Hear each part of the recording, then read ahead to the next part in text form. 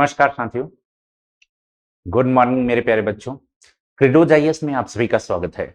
मेरे प्यारे बच्चों, आप अपने काम से नहीं बल्कि काम करने के तरीके से बोर होते हो। मेरे प्यारे बच्चों, मैं एक चीज बता दूं, आपको लगता है कि एक समय तक अगर आप एक ही तरीके पे, एक ही मेथड पे काम करते हो तो उसके बाद आप क्या होता है कि उस मेथड से, उस तरीके से आप बोर हो जाते हो। कुछ लोग आपको सलाह देते हैं कि आप अगर एक निश्चित टाइम तक पढ़ लिए हो, 3 घंटे 4 घंटे, तो आप थोड़ा सा मूवी देख लो या कुछ इंटरटेनमेंट कर लो, कहीं घूम लो, कुछ भी कर लो। मेरा मानना है ऐसा बिल्कुल नहीं करना चाहिए। मेरे प्यारे बच्चों, मैं एक चीज आपको बताना चाहता हूं, जब आप लगातार आप काम करते हो तो आपका जो कंसंट्रेशन है वो आपके काम के प्रति बहुत ही अच्छा होता है। लेकिन जैसे ही आप अपने काम को छोड़ के दूसरे काम में लगते हो, आपका जो कंसंट्रेशन है वो टूट जाता है। मैंने आपसे कहा कि आप काम करने से नहीं बल्कि काम करने के तरीके से बोर होते हो। तो अगर आप लंबे समय तक काम करना चाहते हो तो आपको क्या करना चाहिए? आपको अपने काम करने का जो तरीका है उसको बदलते रहना चाहिए। एग्जाम्पल के तौर पे अगर हम बात करें कि अगर आप स्टडी कर रहे हो, सपोज दैट आप रीडिंग का काम कर रहे हो, क्या कर रहे हो? आप रीडिंग का काम कर रहे हो, तो मुझे जरा बताइए, मान लीजिए कि आप क्या काम कर रहे हो? आप रीडिंग का काम कर रहे हो, राइट? अभी आप क्या काम कर रहे हो? आप रीडिंग का काम कर रहे हो। आप रीडिंग का काम कर रहे हो, तो जरा आप मुझे एक चीज बताना कि अगर आप 3 घंटे रीडिंग किए तो आपको लगा कि नहीं, मैं थक गया हूं या बोर हो गया हूं, तो कुछ हम मूवी देख लेते हैं, कुछ इंटरटेनमेंट कर लेते हैं, बाहर दोस्तों के साथ घूम आते हैं। ऐसा बिल्कुल नहीं करना चाहिए। आप रीडिंग कर रहे हो, 5 मिनट रेस्ट करो, तुरंत आप अपने मोड को चेंज कर दो, आप अपने मेथड को चेंज कर दो। अगर आप रीडिंग से बोर हो गए तो आप लिख के पढ़ना शुरू कर दो, लिख के पढ़ना शुरू कर दो। जब एक समय के बाद आप लिख के पढ़ने से अगर ऊब जाते हो, बोर हो जाते हो, तो आप YouTube पे सुनना शुरू कर दो, ऑनलाइन क्लासेस सुनना शुरू कर दो। आपने जो रिकॉर्ड क्लासेस आपके पास हैं उसको आप सुनना शुरू कर दो। लेकिन आपको कंसंट्रेशन और जो एकाग्रता है वो अपने पढ़ाई के प्रति, अपने टारगेट के प्रति बनाए रखना है। उससे भी बोर हो जाते हो तो आप और मेथड को अपनाओ, डिस्कशन करो दोस्तों से, लेकिन हमेशा अपने पढ़ाई के टच में रहो, राइट? तो आइए इसी के साथ हम सुबह की शुरुआत करते हैं। जैसा कि आप जानते हैं, सुबह में हमारी जो क्लास होती है वो एनसीईआरटी की क्लास होती है, जो कि आपके लिए बहुत ही महत्वपूर्ण है। हम मानते हैं कि जो फाउंडेशन होता है, जो नींव होता है, जिस तरह नींव मजबूत होगी उसी आधार पर क्या होगा? बिल्डिंग का निर्माण होता है, स्ट्रक्चर का निर्माण होता है, उसी आधार पर संरचनाएं और डिजाइन की जाती हैं। तो मेरे प्यारे दोस्तों, मेरे प्यारे बच्चों, तो ये आप देख रहे हैं क्लास 6 की एनसीईआरटी हमने समाप्त कर ली है। उसके सारे यूनिट्स हमने कंप्लीट किया, बहुत अच्छे से हमने एक समझ डेवलप की, साथ ही साथ उससे जितने मेंस के प्रश्न बन सकते थे, प्रीलिम्स के प्रश्न बन सकते थे, उन तमाम चीजों पे हमने डिस्कस किया है। तो आइए आज से एक नई शुरुआत करते हैं, एक नई उमंग, एक नए जोश के साथ एक नई मंजिल की ओर बढ़ते हैं, और वो है 7th की एनसीईआरटी। जब हम बात 6 और 7th करते हैं तो लगता है कि बहुत छोटी क्लास है, लेकिन आप 6 की क्लास देख के आपको महसूस होगा कि नहीं, आप एनसीईआरटी में, एनसीईआरटी गागर में सागर है, वो देखने के लिए है, लेकिन उसमें बहुत कुछ भरा गया है। बस होना क्या चाहिए? आपका एक अप्रोच होना चाहिए, आपका एक दृष्टिकोण होना चाहिए, आपकी अपनी क्या होनी चाहिए? एक नजरिया होनी चाहिए, ठीक है? तो वही अप्रोच, वही नजरिया, वही दृष्टिकोण मैं विकसित करने का प्रयास कर रहा हूं, आप में एक समझ डालने का प्रयास कर रहा हूं, और इसी समझ के साथ हम लोग आगे बढ़ते हैं। ये आप देखिए, राइट? तो यहां पे हम देखेंगे, यहां पे जो एनसीईआरटी है, हम लोग बात करेंगे कि जो आपकी 7th की एनसीईआरटी है, हम इसको डिस्कस करने जा रहे हैं, राइट? सिविक्स की पॉलिटी। और आज बहुत ही खूबसूरत पहला ही चैप्टर बहुत ही खूबसूरत है, और पूरे चैप्टर में इस चीज को हम देखने वाले हैं। एक खास बात मैं बता दूं, क्लास की, आज की क्लास की कुछ विशेषता है, जिसमें हम पहला चैप्टर देखेंगे, समानता के बारे में देखेंगे, और साथ ही अंतिम चैप्टर भी देख लेंगे, समानता के लिए संघर्ष क्या किया जा रहा है, इसको भी देख लेंगे। दोनों चैप्टर एक दूसरे से ज्यादा कनेक्टेड थे, दोनों को मैंने कंबाइंड इसीलिए कर दिया। बाकी चैप्टर को क्रम से यूनिट वाइज देखेंगे फिर, ठीक है? तो यहां दोनों को आज हम समाप्त करेंगे। आज की क्लास बहुत ही अच्छी होने वाली है, और मैं उम्मीद करता हूं कि आप जितने भी आपके दोस्त हैं, आप उन्हें भी जोड़ोगे ताकि उनको फायदा हो, उनको बेनिफिट हो सके, राइट? और आप तो जुड़े ही हो, तो आइए चीजों को देखते हैं कि क्या आज की क्लास में आपके लिए क्या खास है। ये हमारा क्रेडोज आईएएस का NCERT foundation course 2024 specially Hindi medium के बच्चों को मजबूत करने के लिए, स्ट्रांग करने के लिए तैयार किया जा रहा है। आइए चीजों को देखते हैं। पॉलिटी आपकी चल रही है, राज व्यवस्था चल रहा है। आज डे 5 है। क्या है? डे 5 है। आप जैसा भी जानते हो कि ये प्रोग्राम 365 दिन का है। फेज 1 एनसीईआरटी की हम बात कर रहे हैं, 6 एनसीईआरटी हो गई है, ये 7th की एनसीईआरटी अब चल रही है, राइट। आइए चीजों को देखते हैं। आज हम क्लास शुरू करने से पहले हम देखेंगे कि आज आपके सामने मेंस के इस चैप्टर से संबंधित क्या क्या महत्वपूर्ण प्रश्न है, फिर क्लास को प्रारंभ करेंगे। पहला प्रश्न दिया हुआ है कि समाज में समानता के सिद्धांत और उनका पालन कैसे किया जा सकता है। सामाजिक और आर्थिक समानता के लिए साक्षरता, शिक्षा और रोजगार के क्षेत्र में सरकारी नीतियां कैसे प्रभावी साबित हो सकती हैं, राइट। तो पहला प्रश्न है। दूसरा प्रश्न कह रहा है कि समानता और असमानता के क्या कारण है और इन्हें कैसे दूर किया जा सकता है। इस संदर्भ में समाज, सरकार और समाज शास्त्र के क्या उपाय हैं। What are the cause of equality and inequality and how can they be remove in this context. What are the solution of society, government and sociology. तो इस तरह से लास्ट प्रश्न है, समाज में समानता के प्रति शिक्षा का महत्व क्या है। शिक्षा के माध्यम से समाज में सामाजिक और आर्थिक समानता कैसे प्राप्त की जा सकती है। बहुत ही शानदार क्वेश्चन है। इन सारे क्वेश्चन को आपको क्या करना है, लिखना है, इसका उत्तर लिखना है। और फिर शाम को जब हमारी क्लास होगी 9 से 10, तो हम इसका फ्रेमवर्क कराएंगे, इसका मॉडल कराएंगे, आपको मॉडल आंसर दिया जाएगा। सारी चीज आपको क्रेडोज लर्नर ऐप आप डाउनलोड कीजिए, उस पर सब कुछ आपको अवेलेबल मिलेगा, राइट। इसका आंसर, मॉडल आंसर सब कुछ मिलता है। तो हम देखते हैं आगे। समानता के प्रति भारतीय समाज, सामाजिक और राजनीतिक नेताओं के योगदान के बारे में बताना है। आज आपके लिए 4 क्वेश्चन है मेरे प्यारे बच्चों। ये बहुत ही शानदार चीजें आपकी स्क्रीन पे आ गई हैं।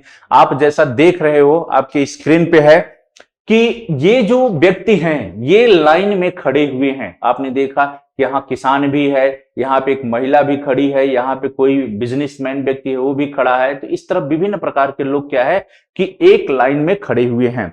तो ये कुछ तो कुछ बता रहा है। यहाँ पे आपका चैप्टर प्रारंभ होता है समानता, इक्वलिटी की बात की जा रही है, इक्वलिटी की बात की जा रही है, समानता की बात की जा रही है। तो मेरे प्यारे बच्चों एक चीज मैं बता दूं आपसे, समानता जो डेमोक्रेसी हमने क्लास 6 के एनसीईआरटी में आपको क्या पढ़ाया था, लोकतंत्र पढ़ाया था ना। डेमोक्रेसी के बारे में थोड़ा बहुत हमने जानने का प्रयास किया था कि डेमोक्रेसी क्या होती है ना, लोकतंत्र क्या होता है। तो लोकतंत्र का एक प्रमुख तत्व क्या होता है, समानता होती है। जब हम लोकतंत्र की बात करते हैं, डेमोक्रेसी की बात करते हैं, तो उसके विभिन्न प्रकार के तत्व होते हैं, जैसे स्वतंत्रता, समानता, न्याय, सार्वभौमिक मताधिकार। ये विभिन्न जो है लोकतंत्र के तत्व होते हैं। तो उसी में से एक महत्वपूर्ण क्या तत्व है, समानता एक महत्वपूर्ण तत्व है। तो 7th में हम समानता के बारे में बात करेंगे। ये सारे लोग मताधिकार, मत देने के लिए खड़े हैं। कैसे? मत देने आए हैं। क्या देने आए हैं? वोट देने आए हैं, राइट। एक लाइन में खड़े हुए हैं। इसमें काम करने वाली घरेलू महिला भी शामिल है, इसमें किसान भी शामिल है, इसमें एक अमीर भी व्यक्ति शामिल है, इसमें कोई बहुत जो है गांव का जो जमींदार है, साहूकार है, वो भी शामिल है, राइट। इसमें कोई अधिकारी भी शामिल हो सकता है। कि इस तरह से लगभग सारे लोगों को हमने क्या देखा कि वो एक ही पंक्ति में खड़े हुए हैं, राइट। एक ही पंक्ति में। ये हमें क्या बताता है, ये पिक्चर हमें ये बताता है कि जो समानता का मतलब, जब हम बात करते हैं मताधिकार की बात करते हैं, जब हम वोट की बात करते हैं, जब हम सार्वभौमिक मताधिकार की बात करते हैं, तो हम क्या पाते हैं, हम ये पाते हैं कि कहीं ना कहीं जब सारे लोग, अमीर, गरीब, स्त्री, पुरुष, सारे लोग जब एक लाइन में खड़े हुए हैं, तो हम कहेंगे कि यहां पे समानता दिखती है। जो एक गरीब महिला है, जो घरों में काम करने वाली महिला है, उसका जो वोट की कीमत है, वही वोट की कीमत किसान की है, वही वोट की कीमत किसकी है, इस जमींदार और साहूकार की भी उस वोट की वही कीमत है। उसकी जो वैल्यू है वो क्या है, इक्वल है। जब हम कहते हैं कि जब ये इक्वल है, तो कहीं ना कहीं हमें क्या महसूस होता है, हम ये मानते हैं कि नहीं, ये जो डेमोक्रेसी है इसमें क्या पाई जाती है, समानता पाई जाती है। तो ये समानता से शुरू होता है। तो समानता से पहले यहां हमने थोड़ा सा जो ये चित्र दिया हुआ है इसके बारे में डिस्कस किया। यहाँ पे कुछ कहानियां दी हुई हैं, ये सारी चीजें आप देख लेना। कांता है, इनकी अपनी कहानी है।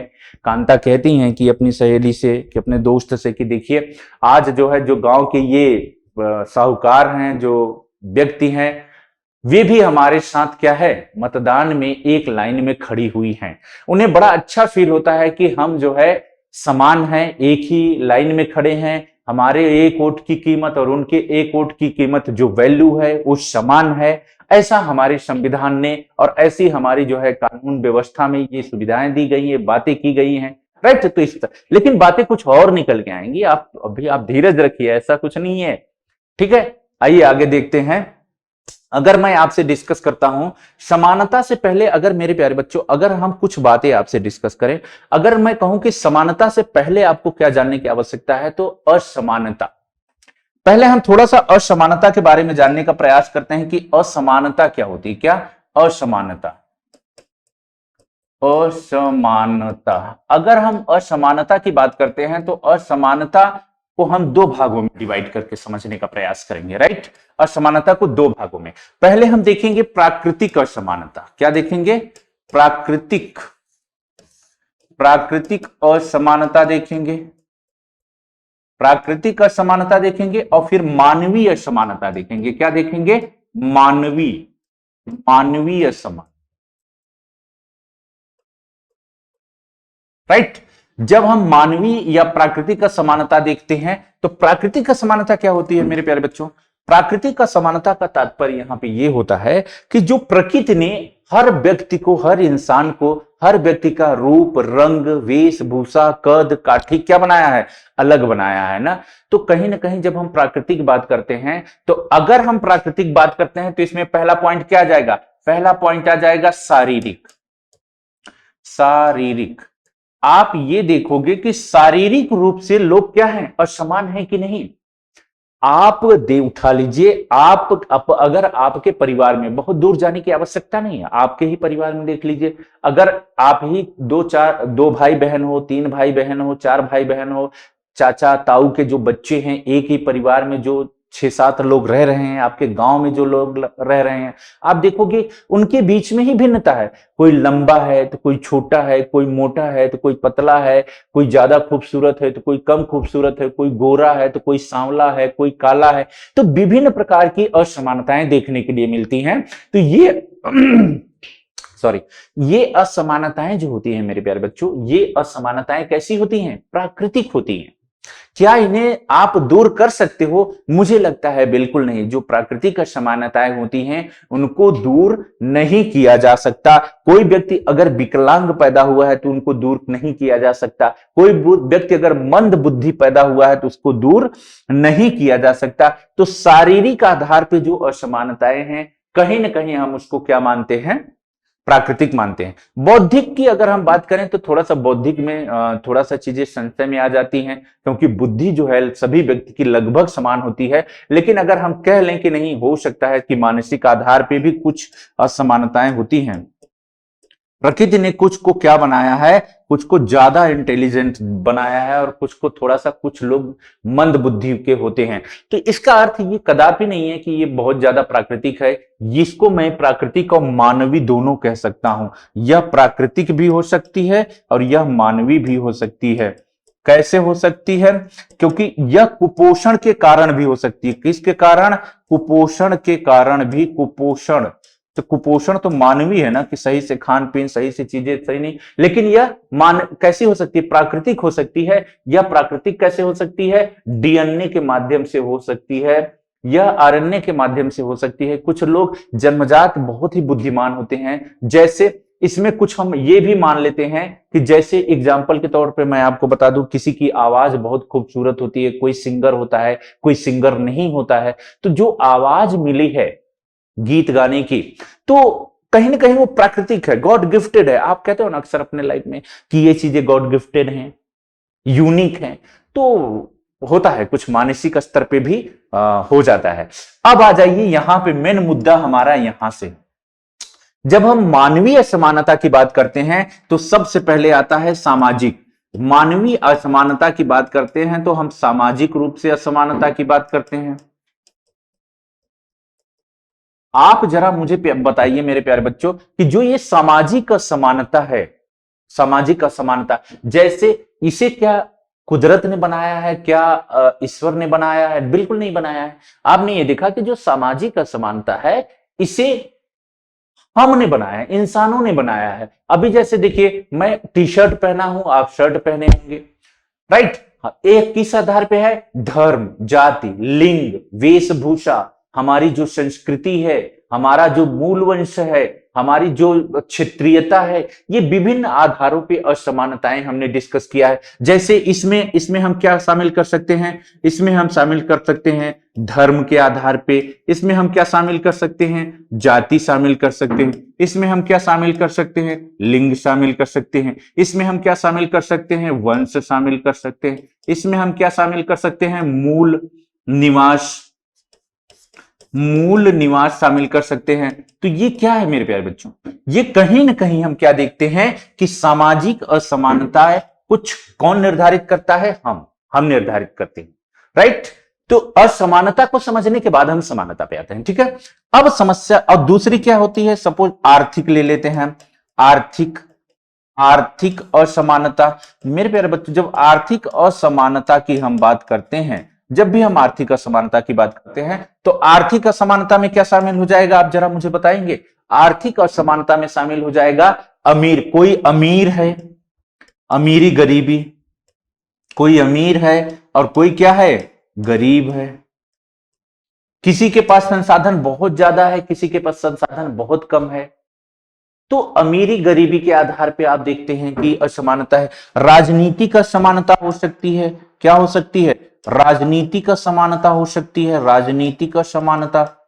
जब हम राजनीतिक असमानता की बात करते हैं मेरे प्यारे बच्चों, तो इसमें आपने देखा होगा कि शुरू शुरू में मैंने अपने कहानी बताया कि वहां पे मताधिकार है, वहां पे तो समानता है, लेकिन सिर्फ आपको क्या वोट देने से राजनीति में आपकी समानता जो है, उसकी जो भागीदारी है, कंप्लीट हो जाती है क्या?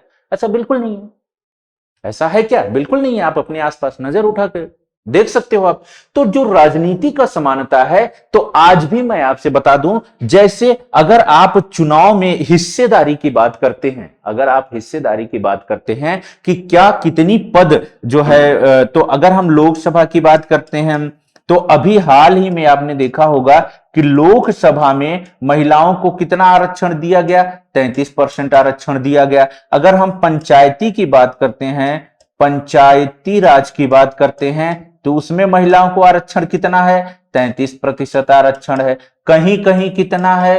50% आरक्षण है। तो ठीक है, लेकिन अगर 33% क्या समानता है? बिल्कुल समानता नहीं है। 33% समानता बिल्कुल नहीं है, क्योंकि 50% महिलाएं हैं और 50% पुरुष है। उनकी भागीदारी बराबर है तो बराबर उनको अधिकार मिलना चाहिए। तो बिल्कुल ऐसा नहीं है। बहुत सारे मुद्दे को हम देखेंगे। यहां हम थोड़ा सा आपको समझाने का प्रयास किए हैं कि समानता से पहले हमें असमानता को जानना है, तब तो हमें पता चलेगा कि समानता की डिमांड क्यों हुई, किस तरह से जब लोगों के साथ भेदभाव किया गया, किस तरह से लोगों को विभिन्न प्रकार के अधिकारों से वंचित रखा गया, जिसके कारण उनका व्यक्तित्व, उनका विकास सब कुछ पीछे छूट जा रहा है। तो लोगों ने क्या किया? संघर्ष किया, अपनी आवाज उठाई, उसके लिए जुलूस निकाले, हड़ताल किए, आंदोलन किए, विभिन्न प्रकार स्ट्रगल किए, संगठन बनाए, अपनी चीजों की, अपनी जो जरूरतें हैं उनकी मांग रखी, फिर जाके उन्हें अधिकार मिले। एक चीज याद रखना मेरे प्यारे बच्चों, पैसा हो, सत्ता हो, शक्ति हो, ये बिना लड़े नहीं मिलता, बिना संघर्ष किए नहीं मिलता। मान सम्मान, प्रतिष्ठा हो, जैसे क्या आप जॉब करना चाहते हो, आप क्या है आईएएस बनना चाहते हो, तो मुझे जरा आप बताएंगे, क्या आपको ऐसे ही आईएएस बन जाएंगे? क्या आपको मिल जाएगा कि नहीं? आइए, आईएएस ये रखा हुआ है और ये आपके नाम पे एबीसीडी आपका नाम है, अब नेम प्लेट ले जाइए, आईएएस बनिए, जाइए कुर्सी पे बैठ जाइए। उसके लिए आपको क्या करना पड़ेगा? संघर्ष करना पड़ेगा, आपको फाइट करना पड़ेगा, लड़ना पड़ेगा, लाखों लोगों को पीछे करना पड़ेगा। और जब इसके लिए आप तैयार होते हो तो आप ऐसा कर सकते हो और आप ऐसा कर लेते भी हो, राइट? तो कहीं ना कहीं हमने थोड़ा सा समानता के बारे में देखा। अब आइए चीजों को हम देखते हैं कि अब समानता क्या होती है, राइट? ये चीजें हमने देख लिया, ये कहानी है। यहां पे आपने देखा होगा कि सारे लोग लाइन में खड़े होंगे, ये कांता भाई बहन है जिन्होंने डिस्कशन किया है समानता को लेके, राइट। मताधिकार की समानता। अब हम बात करेंगे किसकी? मताधिकार के समानता की। मेरे प्यारे बच्चों, जब हम मताधिकार के समानता की बात करते हैं तो हमारे लिए एक चीज जानना बहुत ही जरूरी हो जाता है।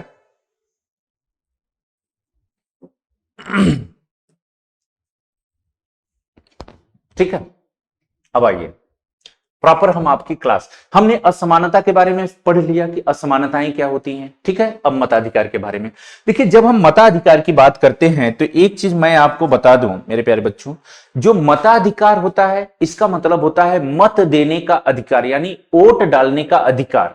मताधिकार का क्या मतलब होता है? मताधिकार का मतलब होता है मत देने का अधिकार। आइए समझते हैं, मताधिकार को समझते हैं ना कि मताधिकार क्या होता है।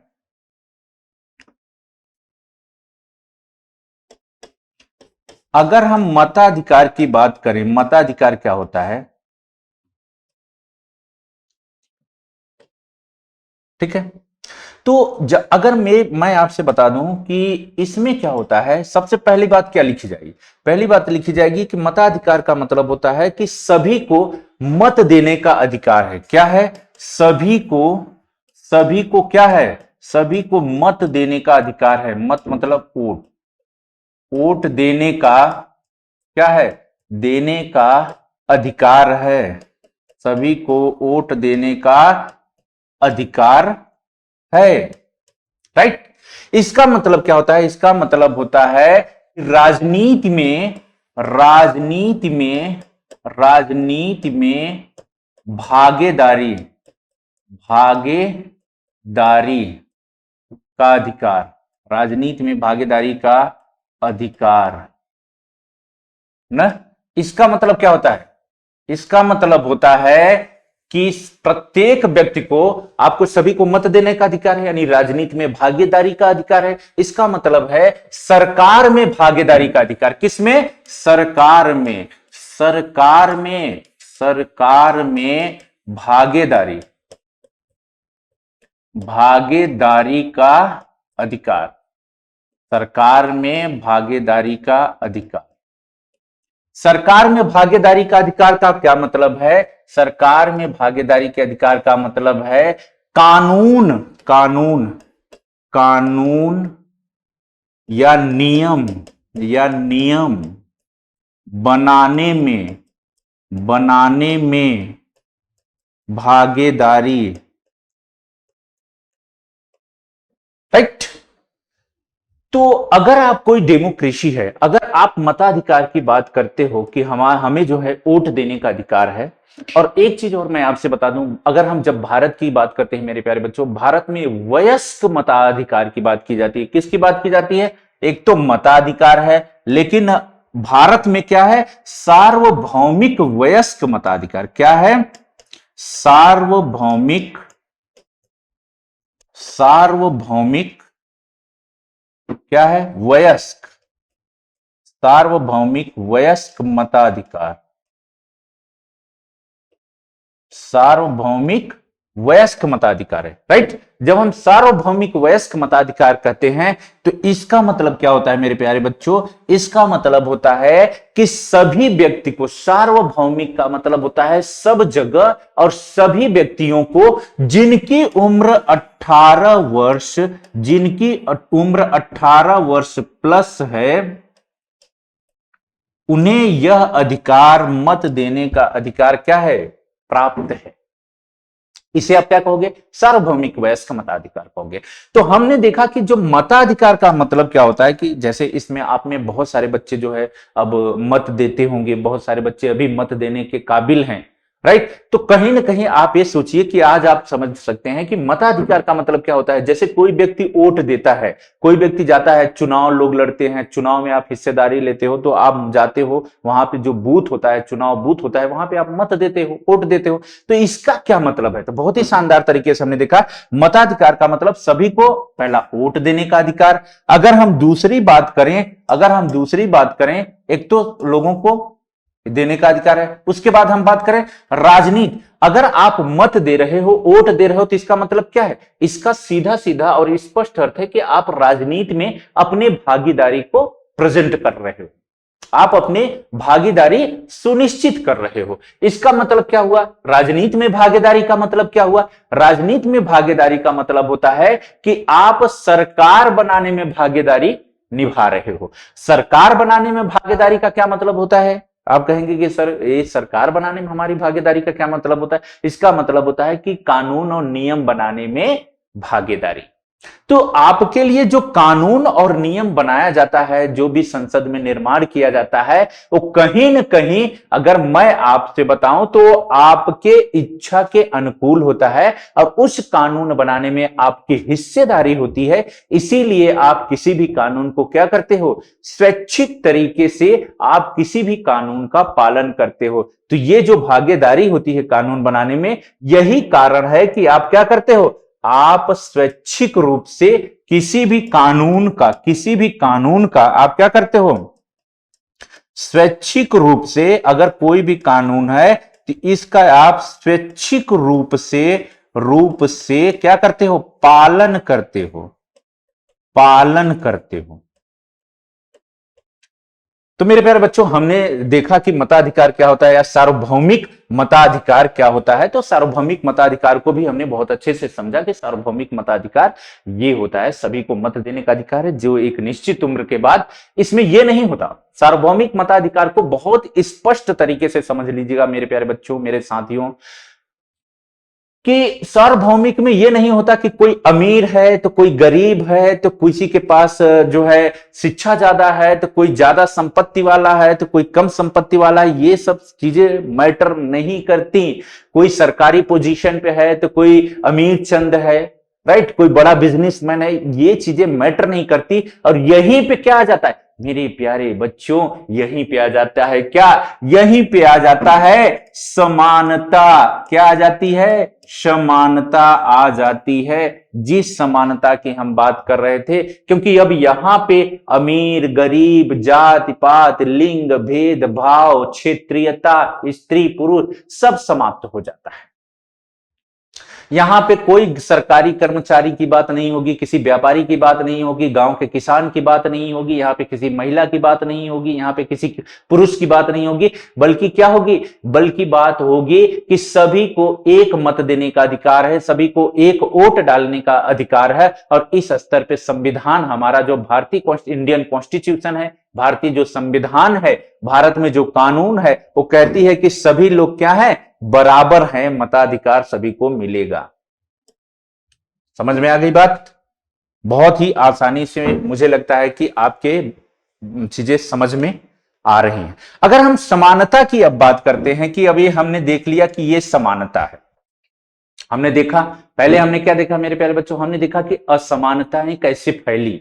तो हमने देखा कि कुछ प्राकृतिक होती हैं जिसमें किसी का कोई रोल नहीं होता, वो असमानताएं हमेशा बनी रहेंगी। लेकिन जो मानवीय असमानता होती है, जैसे सामाजिक, आर्थिक, राजनीतिक, उस असमानता को हमारे द्वारा कानून बना के, हमारे द्वारा नियम बना के, हमारे द्वारा विभिन्न प्रकार के कार्यक्रम चला के उसको क्या किया जा सकता है? दूर किया जा सकता है कि नहीं? बिल्कुल किया जा सकता है। जरा आप ये सोचो, आप ये देखो, ये जब मैं बात कर रहा था कि मानवीय समानता, सामाजिक, धर्म, जात, लिंग, वंश, इनके आधार पर जो असमानताएं हैं, तो जरा मुझे बताइए कि क्या इन्हें कानून बना के दूर नहीं किया जा सकता? बिल्कुल। सरकार क्या करती है कि मान लीजिए कि कोई भी महिला है और पुरुष है, दोनों के साथ असमानताएं हैं, तो महिला के साथ क्या करती है? उसको विभिन्न, उसके प्रोत्साहन के लिए उसे छात्रवृत्ति देती है, विभिन्न प्रकार की प्रोत्साहन राशि देती है, शादी विवाह के लिए उसे धन दिया जाता है, प्रोत्साहन राशि दिया जाता है, और उन्हें शिक्षा के लिए, आगे बढ़ने के लिए उन्हें आरक्षण दिया जाता है। जैसे लोकसभा में आरक्षण दिया गया, पंचायती राज में आरक्षण दिया गया, विभिन्न प्रकार की सरकारी नौकरियों में आरक्षण दिया जाता है ताकि वो आगे बढ़ सके। तो इन तमाम चीजों पे हम आगे डिस्कस करेंगे। तो ये जो सामाजिक असमानताएं होती है या मानवीय जो असमानताएं होती हैं, इससे क्या होता है? इसे दूर किया जा सकता है। इसे क्या किया जा सकता है? दूर किया जा सकता है। तो इसे दूर किया जा सकता है, उसे दूर करने का सरकार निरंतर प्रयास कर रही है। तो ये तमाम चीजों को हमने देखा था। देखो, तो इस तरह से हमने मताधिकार के बारे में समझा कि मताधिकार होता क्या है। आइए अब हम थोड़ा सा समानता की बात कर लेते हैं कि भारतीय संविधान में, चूंकि हमने मताधिकार से कहां पे आ गए, समानता। समानता हमारा क्या है, चैप्टर है, राइट। आप समानता के बारे में पढ़ रहे हो, तो आइए देखते हैं कि समानता हमारे संविधान में कहां कहां दिया है। पहले समानता का अर्थ को जानते हैं कि समानता क्या होती है। समानता का मतलब होता है समान रूप से, सभी को समान रूप से मानना, सभी को समान रूप से अधिकार है, राइट। आइए हम समानता के बारे में देखते हैं कि समानता क्या होती है। अगर हम समानता की बात करते हैं तो सबसे पहले हम देखेंगे कि जो समानता होती है, समानता का मतलब क्या होता है। अगर हम इसके अर्थ की बात करते हैं कि समानता का अर्थ क्या होता है, समानता का अर्थ होता है कि किसी को विशेष प्रकार का कोई विशेषाधिकार न दिया जाए, विशेषाधिकार का अभाव। समानता क्या होता है, समानता होता है विशेषाधिकार, विशेषा जो अधिकार है, विशेषाधिकार का अभाव। क्या होता है, अभाव होना चाहिए। जो विशेषाधिकार है, विशेषाधिकार का क्या होना चाहिए, अभाव होना चाहिए। ऐसा नहीं है कि जो एक ही काम के लिए किसी को बहुत सारे अधिकार दिए गए हों, कि नहीं आपको जो है प्रोटोकॉल दिया जाएगा और इनको प्रोटोकॉल नहीं दिया जाएगा। समानता तो तब होगी ना जब स्त्री पुरुष को समान कार्य के लिए समान वेतन दिया जाए, तब समानता होगी। ऐसा नहीं है कि पुरुष को ज्यादा वेतन दिया जाए और वहीं स्त्री को उसी काम के लिए कम वेतन दिया जाए, ये तो भेदभाव हो गया, ये तो असमानता होगी। तो समान कार्य के लिए जब समान वेतन दिया जाएगा तब क्या होगी, समानता होगी। तो समान कार्य के लिए जब समान वेतन दिया जाए, समान कार्य के लिए क्या किया जाए, समान वेतन दिया जाए, समान वेतन दिया जाए। सपोज दैट आप किसी कंपनी में काम कर रहे हो और आप मैनेजर के पोस्ट पे हो, तो आपको जितना, अगर आपके ही सहपाठी को, आपके ही साथ काम करने वाला जो मैनेजर है, उसे मान लीजिए कि 1 लाख रुपए सैलरी मिल रही है और आप उसी पद पे काम कर रहे हो, आपको 45,000 50,000 सैलरी मिल रही है। इसलिए मिल रही है क्योंकि आप दूसरे जाति की हो और आपका मैनेजर दूसरे जाति का है। मैनेजर की जाति वो है जो कंपनी के मालिक की जाति है। तो क्या हुआ, बहुत बड़ा भेदभाव हुआ। किसके आधार पे, जातीयता के आधार पे भेदभाव हुआ। तो हमने ये देखा समानता क्या होता है कि विशेषाधिकार का अभाव होता है, समानता।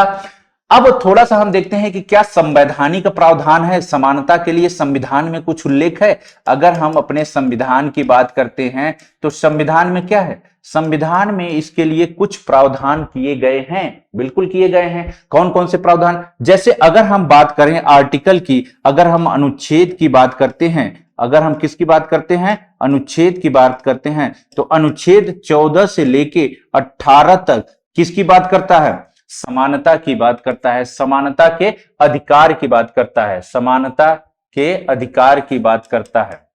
किसकी बात करता है, समानता के अधिकार की बात करता है, समानता के अधिकार की बात करता है।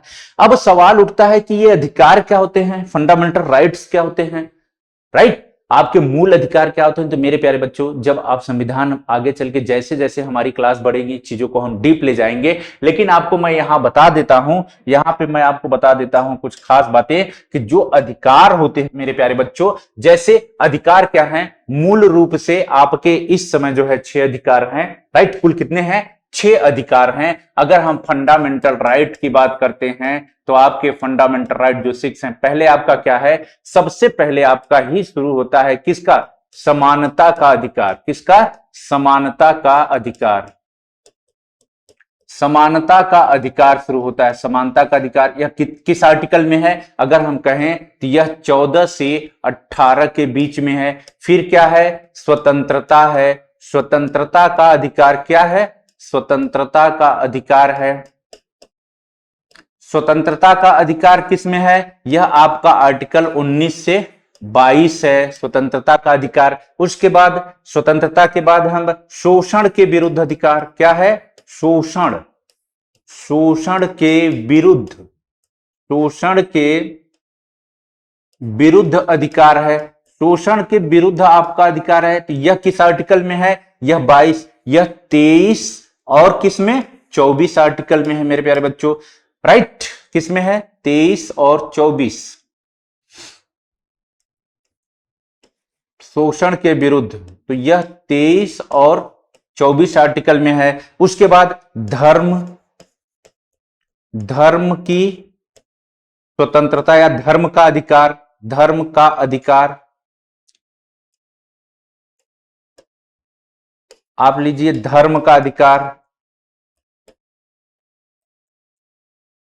धर्म की आजादी या धर्म की स्वतंत्रता का अधिकार, यह किस में है आपका, तो यह 25 से 28 है आर्टिकल में। उसके बाद आपका है शिक्षा, किसका है, शिक्षा व संस्कृति, शिक्षा व संस्कृति का अधिकार है, शिक्षा व संस्कृत का अधिकार है। यह किस आर्टिकल में है, यह आपका अगर आर्टिकल की बात करें तो यह 29 और 30 आर्टिकल में है। ये सारे क्या है मेरे प्यारे बच्चों, आर्टिकल है ना, क्या है, आर्टिकल हैं, ठीक है, ये आर्टिकल हैं, याद रखना।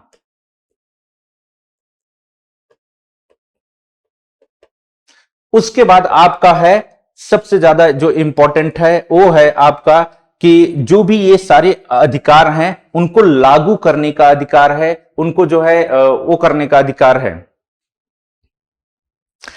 आर्टिकल 32 यह बहुत ही महत्वपूर्ण अधिकार होता है। आर्टिकल 32 के तहत यह बताया जाता है कि कौन कौन से अधिकार, आप ये जितने भी अधिकार आपको दिए गए हैं इनको आप क्या करोगे, लागू करोगे, ठीक है।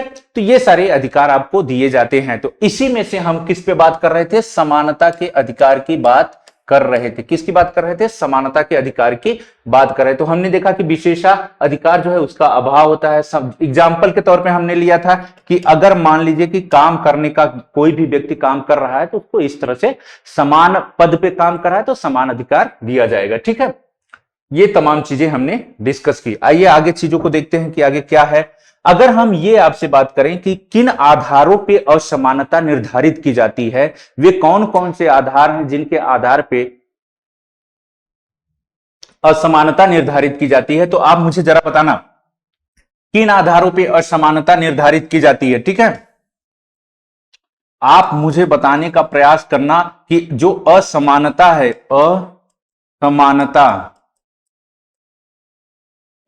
असमानता के आधार, किन आधारों पर असमानता होती है। तो आपने ये देखा होगा, बहुत अच्छे से हम चीजों को समझने का प्रयास करते हैं।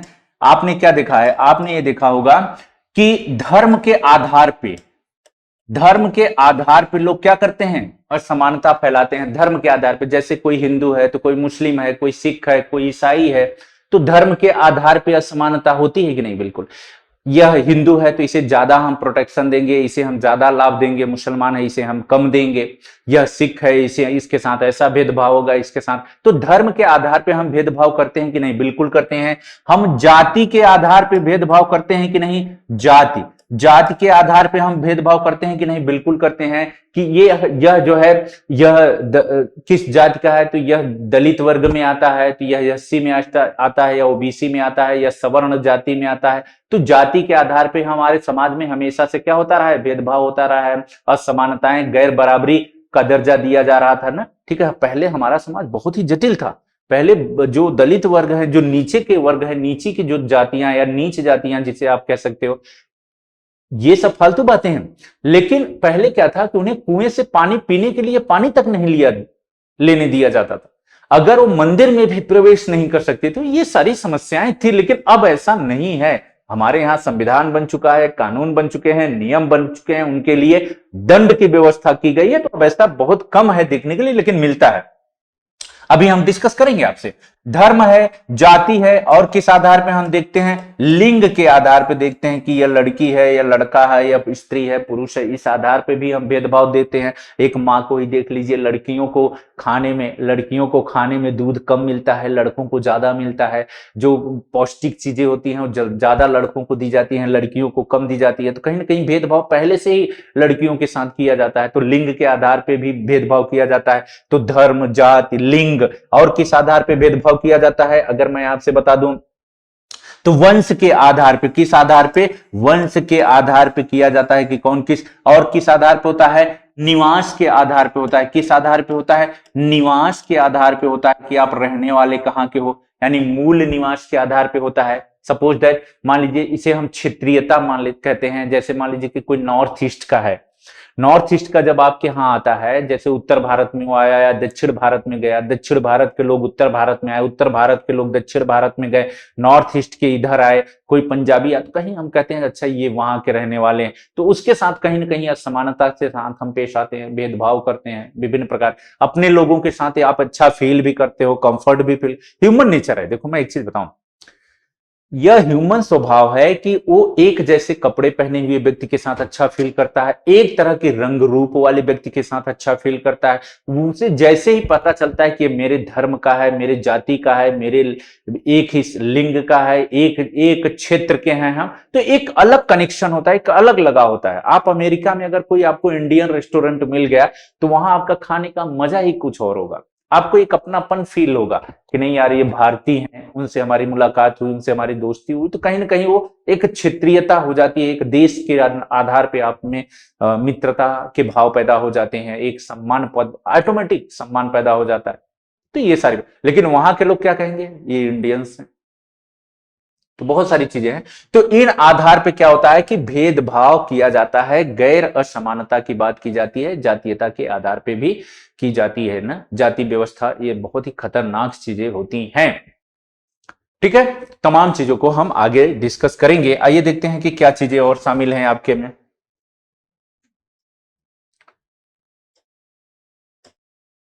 तो ये सारी चीजें हमने देख लिया है कि ये सारी चीजों को हमने समझ लिया कि मताधिकार क्या होता है, बिल्कुल हमने समझ लिया, ये सारी बातें समझ लिया, ये बातें हो गई। अन्य प्रकार की असमानताएं, अगर हम अन्य प्रकार की असमानताओं की बात करें तो इसमें वही सारी बातें हैं जो हमने आपसे बताया था कि एक तो जाति के आधार पे, उसके बाद अमीरी अमीरी के आधार पे असमानता है, आर्थिक असमानता ले लेते हैं। चलो ठीक है, इसको मैं डिस्कस करता हूं। देखो, अन्य प्रकार की असमानता का मतलब क्या होता है?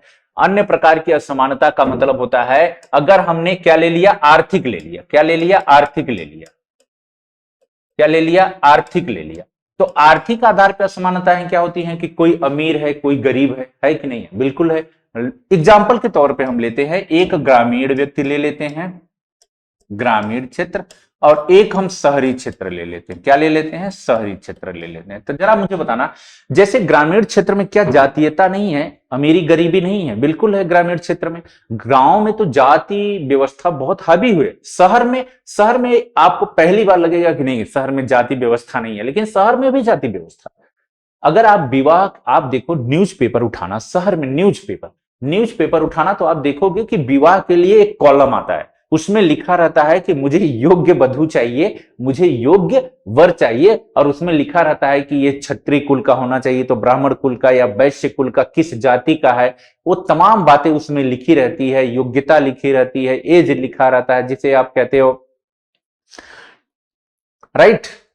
तो ये तमाम बातें उसमें लिखी आपको मिलेगी। तो शहर में भी जातीयता है।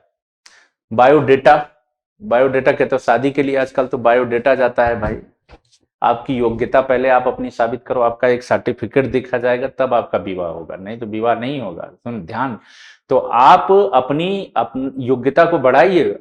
एक्चुअल में अगर मुझसे कोई कहे कि सर्टिफिकेट, जो बायोडेटा क्या होता है, तो बायोडेटा में क्या होता है, एक्चुअल में आपकी उपलब्धियां देखी जाती है, माता पिता का नाम, आपका नाम, ये सब तो ठीक है, कद काठी रंग गोरा ये फलाना ढमका, ये सब बेकार की बातें हैं। उसमें ये देखा जाता है कि आप करते क्या हो, असली मुद्दा ये है।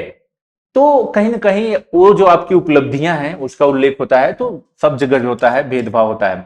आप आर्थिक आधार पे देखो, सपोज दैट आप मान लीजिए कि किसी हॉस्पिटल में गए हो, सामान्य बात मैं कर रहा हूं, आप किसी हॉस्पिटल में जाओ और वहां पे आप देखोगे कि जो बंदा गरीब है वो लाइन लगाया हुआ है, और जो अमीर है उसे लाइन लगाने की आवश्यकता नहीं है, उसने उधर से पैसा दिया और पीछे से एंट्री ले लिया और उसका काम हो गया। उसकी केयरिंग अलग तरीके से है, लोग उसको वैल्यू अलग देते हैं, उसका स्टेटस अलग है, तमाम बातें हैं। हमारे आपके नजर में भी है, ऐसा होता है। लेकिन एक गरीब है, उसके हॉस्पिटल के लिए कोई सुविधाएं नहीं है, उसकी व्यवस्थाएं नहीं है, वो दर दर भटक रहा है, उसके लिए सुविधाएं नहीं है। तो बहुत सारी समस्याएं हैं। अमीर, अगर आप गरीब हो तो आप, अगर आप पैसे वाले हो, आप कैब बुक कर लिए, आप गरीब हो तो पैदल जाइए, ऑटो रिक्शा से जाइए, समस्याएं हैं, बहुत सारी चीजें हैं। आपके पास पैसा है तो आप अपनी गाड़ी से जा रहे हो, फॉर्च्यूनर से जा रहे हो, XUV 700 से जा रहे हो, और जो गरीब है वो क्या करेगा? उसकी नजर ऑटो रिक्शे पे रहेगी, और वो भी पहुंचने के बाद कहेगा भैया कितना चाहिए आपको, इतना दूंगा मैं। वो कह नहीं नहीं नहीं नहीं 80 रुपए लूंगा, ना ना ना 80 नहीं, मैं 60 रुपए दूंगा। सोचिए कि जब बंदा 80 रुपए और 60 रुपए के लिए मोल भाव कर रहा है, एक गरीब दूसरे गरीब से ही करता है। ये विशेषता है समाज की, ऐसा कुछ नहीं, एक गरीब दूसरे गरीब से ही मोल भाव करता है। आप जाते हो सब्जी बेचने वाले से मोल भाव करते हो, ऑटो रिक्शा वाले से मोल भाव करते हो। ये क्या अमीर हैं? अंबानी की औलाद तो होते नहीं ये लोग। ये क्या है? बहुत ही सिंपल, गरीब आदमी होते हैं। तो एक गरीब गरीब से ही मोल भाव करता है, अमीर व्यक्ति को पता ही नहीं होता।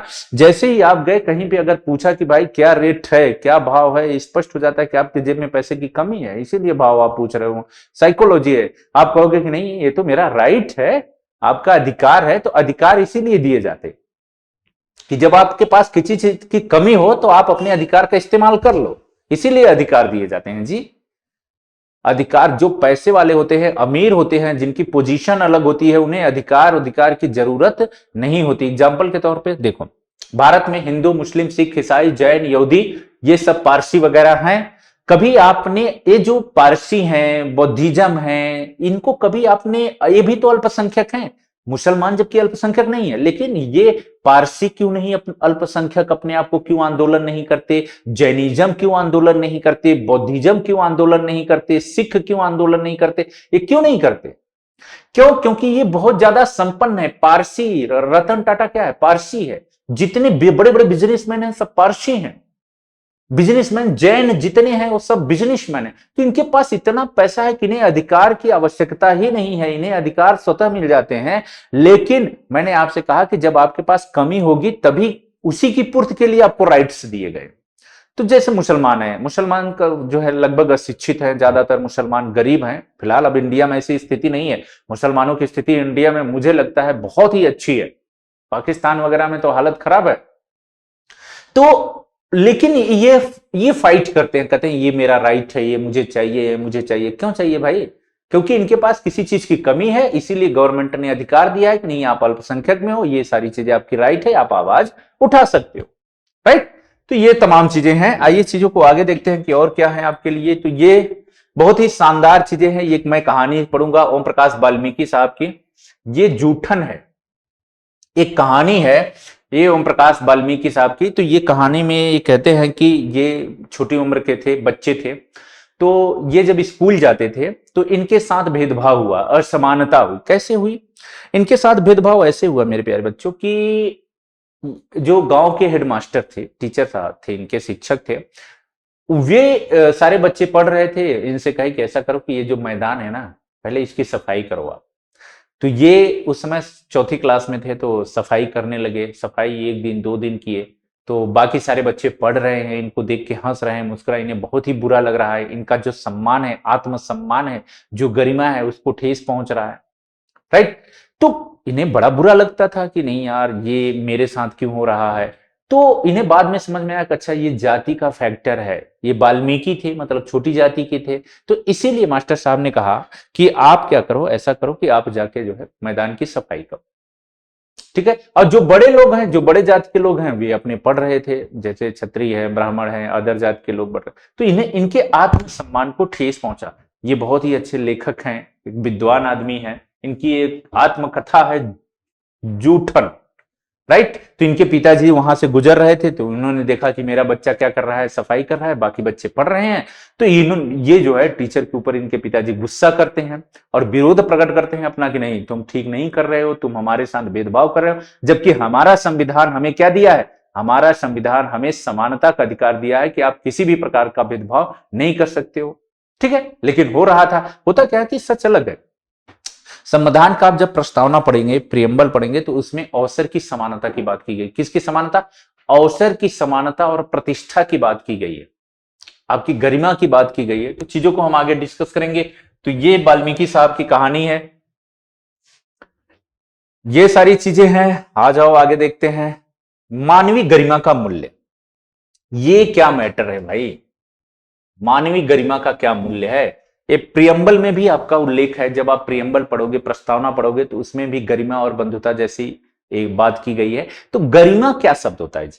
गरिमा बहुत ही टिपिकल सा नहीं लग रहा है कि गरिमा, गरिमा को नहीं समझ पाओगे, ठीक है। तो अगर आपको गरिमा को समझना है तो आप सबसे पहले मैं आपसे बता दूं, गरिमा का मतलब होता है आत्मसम्मान। गरिमा का क्या मतलब होता है? गरिमा का मतलब होता है आत्मसम्मान। क्या मतलब होता है? आत्मसम्मान। गरिमा का क्या मतलब होता है? आत्मसम्मान, राइट। या आप और सरल में सम्मान कह सकते हो।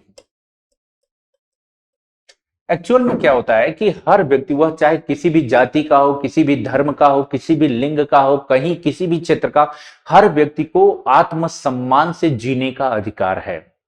हर व्यक्ति को सम्मान चाहिए, प्रतिष्ठा चाहिए। ऐसा नहीं है जैसे अगर वाल्मीकि जी थे, एक वाल्मीकि जी की हम कहानी लेते हैं, ओम प्रकाश वाल्मीकि जी की। ये बच्चे थे, इनको क्या किया गया कि आपने देखा कि इन्हें क्या किया गया, इन्हें भेज दिया गया कि आप मैदान की सफाई करो, और सारे बच्चे पढ़ रहे थे। इनकी आत्मा को ठेस पहुंचा। अगर सारे बच्चों को उस मैदान की सफाई के लिए भेजा जाता तो इन्हें बिल्कुल बुरा ना लगता, ये अपमानित न होते, इन्हें दुख न होता कि हमारे साथ भेदभाव किया जा रहा है, गलत किया जा रहा है। क्यों? क्योंकि सारे बच्चे कर रहे हैं तो इन्हें लगता है कि सब कर रहे हैं इसलिए हम भी कर रहे हैं। सम्मान, समानता का अधिकार। लेकिन यहां केवल एक व्यक्ति से कराया गया, बाकी बच्चे पढ़ रहे हैं, तो यहां इनकी आत्मा को ठेस पहुंची। एक मैं बताऊं, आप क्लास 6 के एनसीईआरटी में भीमराव अंबेडकर की आपने कहानी सुना होगा।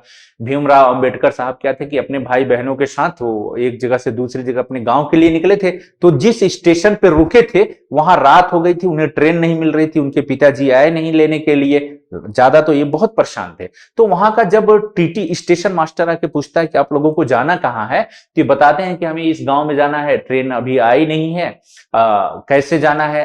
तो वो पूछता है कि अच्छा बताओ आप किस जाति के हो, तो ये कह देते हैं कि हम माहर जाति के हैं। भीमराव अंबेडकर साहब कहते हैं कि हम माहर जाति के हैं। और यह सुनते ही जो स्टेशन मास्टर है उसके चेहरे का हाव भाव बदल जाता है। और इस बात को वहां पे आसपास के जो खड़े लोग होते हैं, महाराष्ट्र के थे, महाराष्ट्र में जो माहर जाति होती है वो अछूत मानी जाती है। क्या मानी जाती है? अछूत मानी जाती है।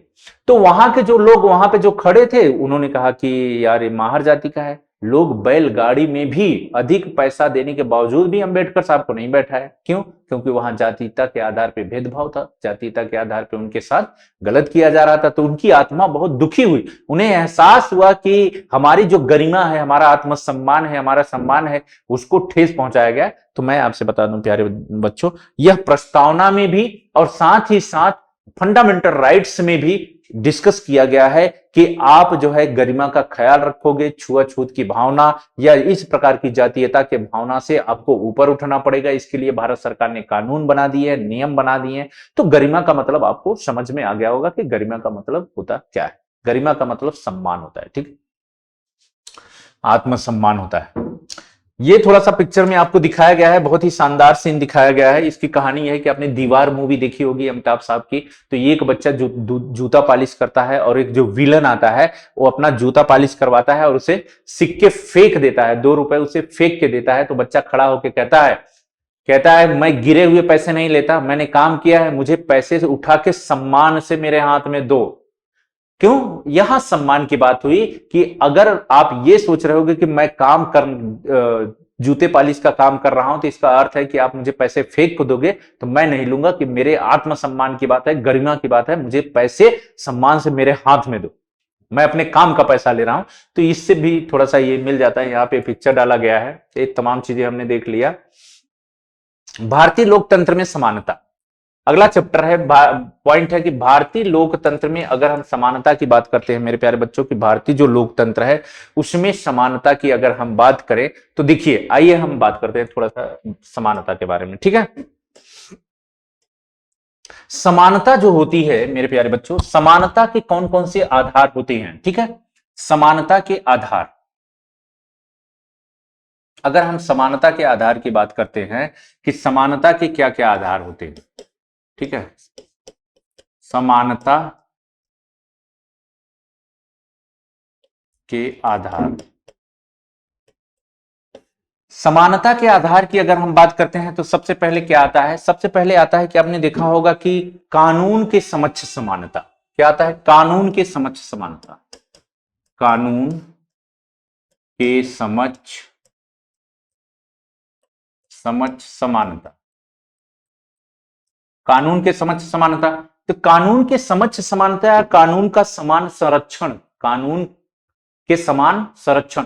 तो ये कानून के समक्ष समानता का मतलब क्या होता है? इसका मतलब सिंपल सा होता है, आपने ये देखा होगा, आप अक्सर क्या कहते हो, आप गांव में कहते हो कि भाई अगर दो व्यक्ति मिलके चोरी किए हैं तो दोनों व्यक्ति को, मान लीजिए कि दो व्यक्ति हैं, जैसे इसको हम समझने का प्रयास करते हैं, एक व्यक्ति ए है और एक व्यक्ति बी है। यह जाति का क्या है? यह जाति का क्षत्रिय है और यह जाति का क्या है? यह जाति का, मान लीजिए कि ये जाति का क्या है, दलित में आता है।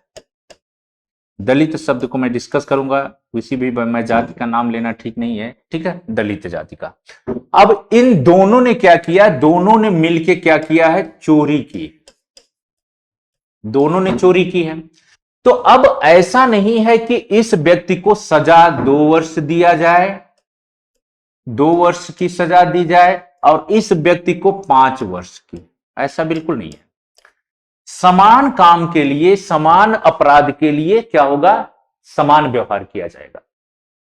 यह भले दलित जाति का है, यह भले क्षत्रिय जाति का है, अगर दोनों ने चोरी किया है तो दोनों को क्या होगा? दोनों को समान सजा मिलेगी, समान सजा मिलेगी या समान जुर्माना भरना पड़ेगा। ठीक, अगर यह स्त्री है या पुरुष है तब भी दोनों को समान सजा मिलेगी, समान जुर्माना। यह कम उम्र का है या अधिक उम्र का है तब भी समस्या होगी, अगर वो नाबालिग नहीं है तो, राइट। मान लीजिए कि 40 साल का है या 60 साल का है तब भी। तो इसका मतलब सिंपल सा है कि कानून के समक्ष समानता का मतलब, चाहे आप अमीर हो, चाहे आप गरीब हो, चाहे आप स्त्री हो, चाहे आप पुरुष हो, चाहे आप सरकारी पद पे हो, चाहे आप गैर सरकारी पद पे हो, चाहे आप किसी भी प्रकार से चीजें हो, किसी भी क्षेत्र से संबंधित हो, चाहे आप तोफ खान के चाहे रिश्तेदार ही क्यों न हो, कानून के नजर में सभी व्यक्ति क्या होंगे? समान होंगे। कानून के लिए सभी व्यक्ति समान है, कानून के नजर में सभी व्यक्ति समान है। तो इसका मतलब यह होता है कि कानून के समक्ष समानता का मतलब होता है कि कानून के लिए सभी व्यक्ति क्या है? समान है। कानून के समक्ष समानता का मतलब कि कानून के लिए, कानून के नजर में, कानून के नजर में या कानून के लिए सभी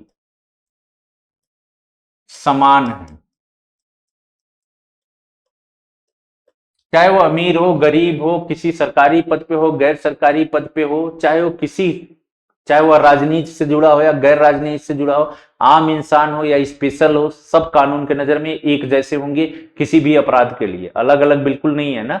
तो ये कानून के समक्ष समानता है। दूसरी, अगर हम कानून के समक्ष समानता की बात करें तो मेरे प्यारे बच्चों, जो भारतीय संविधान है उसका जो अनुच्छेद है, अगर हम बात करें अनुच्छेद 14 में कानून के समक्ष समानता की बात की गई है और यह कहां से लिया गया है? ब्रिटेन से लिया गया है। कानून के समक्ष समानता कहां से लिया गया है? कहां से? ब्रिटेन से। बहुत ज्यादा हम डीप नहीं ले जाएंगे क्योंकि हम क्लास 7th की एनसीईआरटी पढ़ रहे हैं, मैं आपको सिर्फ कंसेप्ट क्लियर कराने का प्रयास कर रहा हूं। दूसरा, अगर हम समानता की बात करें, समानता के आधार की बात करें तो किसके आधार पे होता है? हमने ये देखा है कि जाति के आधार पे होता है, धर्म के आधार पे होता है, लिंग के आधार पे होता है, वंश के आधार पे होता है और हमने क्या देखा? मूल निवास के आधार पे, मूल निवास के आधार पे होता है। अगर हम इसे अनुच्छेद की बात करते हैं तो अनुच्छेद 15 क्या कहता है? कि अनुच्छेद 15 कहता है जाति, धर्म, लिंग, वंश और मूल, इनके आधार पे आप किसी के साथ भेदभाव नहीं कर सकते हो। वह किसी भी जाति का व्यक्ति हो, किसी भी धर्म का हो, किसी भी लिंग से स्त्री पुरुष हो, किसी भी वंश का हो, किसी भी मूल निवास किसी भी क्षेत्र से आता हो, तो इस आधार पे आप क्या भेदभाव नहीं कर सकते हो, असमानता नहीं फैला सकते हो। ये समानता का राइट दिया गया है। इसके बाद अगर हम बात करें मेरे प्यारे बच्चों सार्वजनिक स्थान की बात, एक और चीज मैं आपसे नोट कर देता हूं, अवसर की समानता, अवसर की समानता की बात की जा रही है। अवसर की समानता, यह आपका, अगर हम अनुच्छेद की बात करें मोटा मोटा यानी 616 में है। इसमें अवसर की समानता की बात की गई, किसकी बात की गई है, अवसर की समानता की बात की गई है, राइट। तो जो अवसर की समानता है मेरे प्यारे बच्चों, इसका मतलब होता है कि सभी को समान अवसर दिया जाएगा।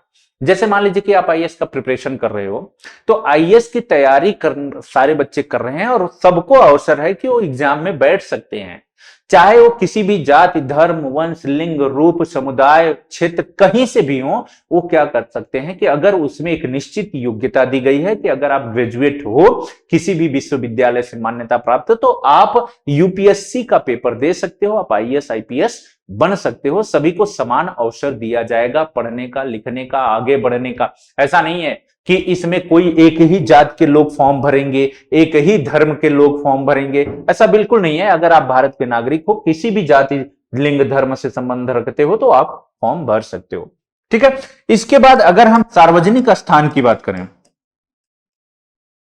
अगर हम सार्वजनिक स्थान की बात करें, किसकी बात करें, सार्वजनिक स्थान। मेरे प्यारे बच्चों, होता क्या है कि देखो, भारत में क्या किया जाता था, अगर प्राचीन समय में आप उठा लोगे तो भारत में क्या हुआ है कि भारत में मंदिरों में लोगों को जाने से मनाही थी। जो निम्न जाति के लोग थे उनको मंदिरों में जाने से मनाही थी कि आप मंदिरों में प्रवेश नहीं कर सकते, आप वेद का अध्ययन नहीं कर सकते, आप अध्ययन अध्यापन का कार्य नहीं कर सकते, आप सार्वजनिक स्थान को अपवित्र नहीं कर सकते, यानी आप सार्वजनिक कुएं से पानी नहीं ले सकते हो, आप सार्वजनिक तालाब से अपने खेत की सिंचाई नहीं कर सकते हो, आप तमाम तरह की जो है असमानताएं विद्यमान थी।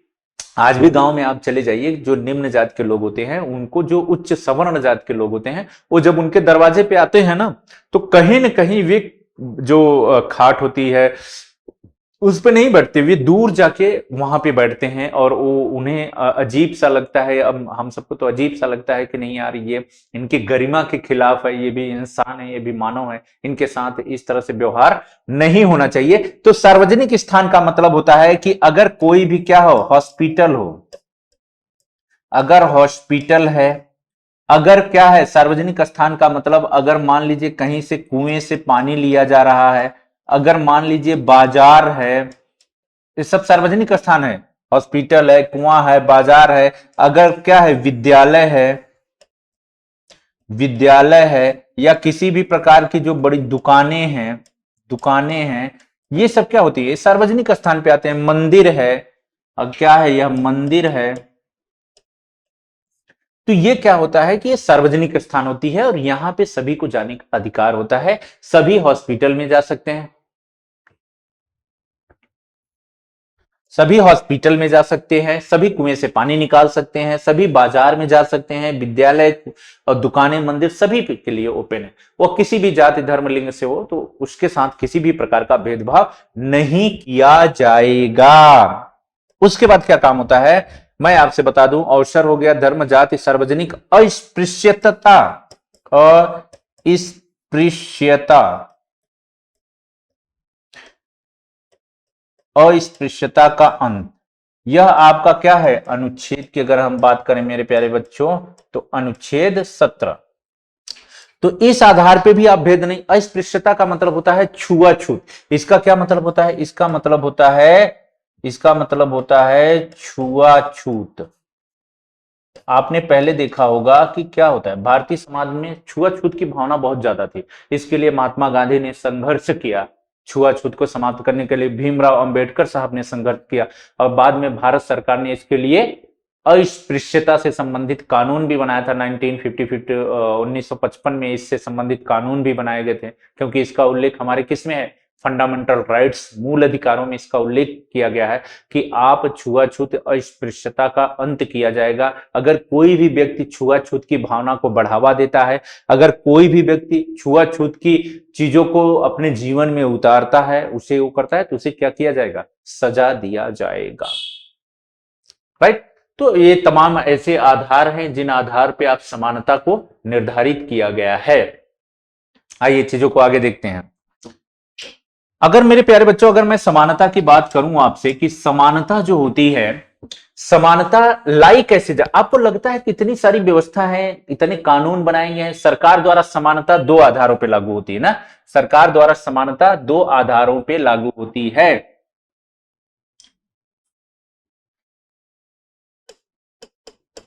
सरकार द्वारा समानता को लागू, सरकार द्वारा समानता को लागू किया जाना। ठीक है, तो दो आधारों पे लागू किया जाता है। पहला, अगर हम समानता की बात करें तो सरकार क्या करता है, कानून बनाता है, इसके लिए कानून बनाता है, या फिर क्या करता है, नियम बनाता है, कानून या नियम बना के। दूसरा आधार क्या होता है, योजनाएं, विभिन्न प्रकार की योजनाएं लाता है, या विभिन्न प्रकार के क्या करता है, कार्यक्रम चलाता है। इस आधार पे सरकार क्या करता है, समानता को बढ़ावा देने का प्रयास किया जाता है। ठीक, अब अगर हम विभिन्न प्रकार की योजनाएं और कार्यक्रम की बात करते हैं कि सरकार ने कौन कौन सी योजनाएं या कार्यक्रम चलाए हैं, तो मेरे प्यारे बच्चों, एक आपने देखा होगा कि एक बहुत ही शानदार योजना होती है, एक शानदार योजना है, उस योजना का नाम क्या है, राइट। तो अगर हम योजना की बात करें तो एक योजना है महत्वपूर्ण, वो योजना क्या है,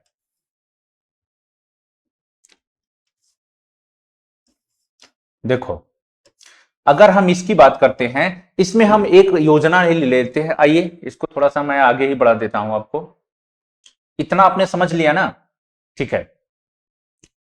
एक मध्याह्न भोजन कार्यक्रम होता है, क्या है, मध्याह्न भोजन कार्यक्रम, मिड डे मील का आपने नाम सुना होगा। एग्जाम्पल के तौर पे लेते हैं मध्याह्न भोजन कार्यक्रम, राइट। इसको क्या कहा जाता है, मिड डे मील, क्या कहा जाता है, मिड डे मील योजना, मिड डे मील कार्यक्रम कहा जाता है। तो मेरे प्यारे बच्चों एक चीज बताएं, इसके बारे में थोड़ा सा मैं आपसे डिटेल में डिस्कस करूंगा कि मिड डे मील कार्यक्रम क्या होता है। आइए देखते हैं, ठीक है। तो मिड डे मील जो कार्यक्रम होता है, इसके बारे में हम डिस्कस करने जा रहे हैं, थोड़ा सा ध्यान से सुनना, ठीक है।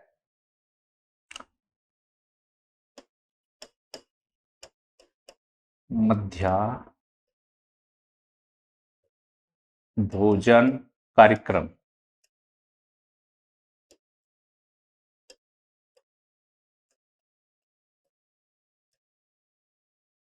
अब आइए देखते हैं कि जो मिड डे मील कार्यक्रम होता है, ये कैसे असमानता को कम करने में भूमिका अदा करेगा। सरकार, आप मैंने आपसे बताया, विभिन्न प्रकार के एक्ट और कानून बना के असमानता को दूर करने का प्रयास करता है, अस्पृश्यता को दूर करने का प्रयास करता है, सामाजिक सार्वजनिक स्थलों पे जो भेदभाव है, गैर बराबरी की बात है, उसको दूर करने की बात करता है, ठीक है। तो एक कार्यक्रम उसने चलाया, मध्याह्न भोजन कार्यक्रम। ये अगर हम इसके इतिहास की बात करें तो सबसे पहले ये जो कार्यक्रम चलाया गया था मेरे प्यारे बच्चों, सबसे पहले कार्यक्रम कहां चलाया गया था, अगर हम बात करते हैं तो अगर हम क्या बात करते हैं 1955 के आसपास, कहां पे, तमिलनाडु में, कहां पे, तमिलनाडु।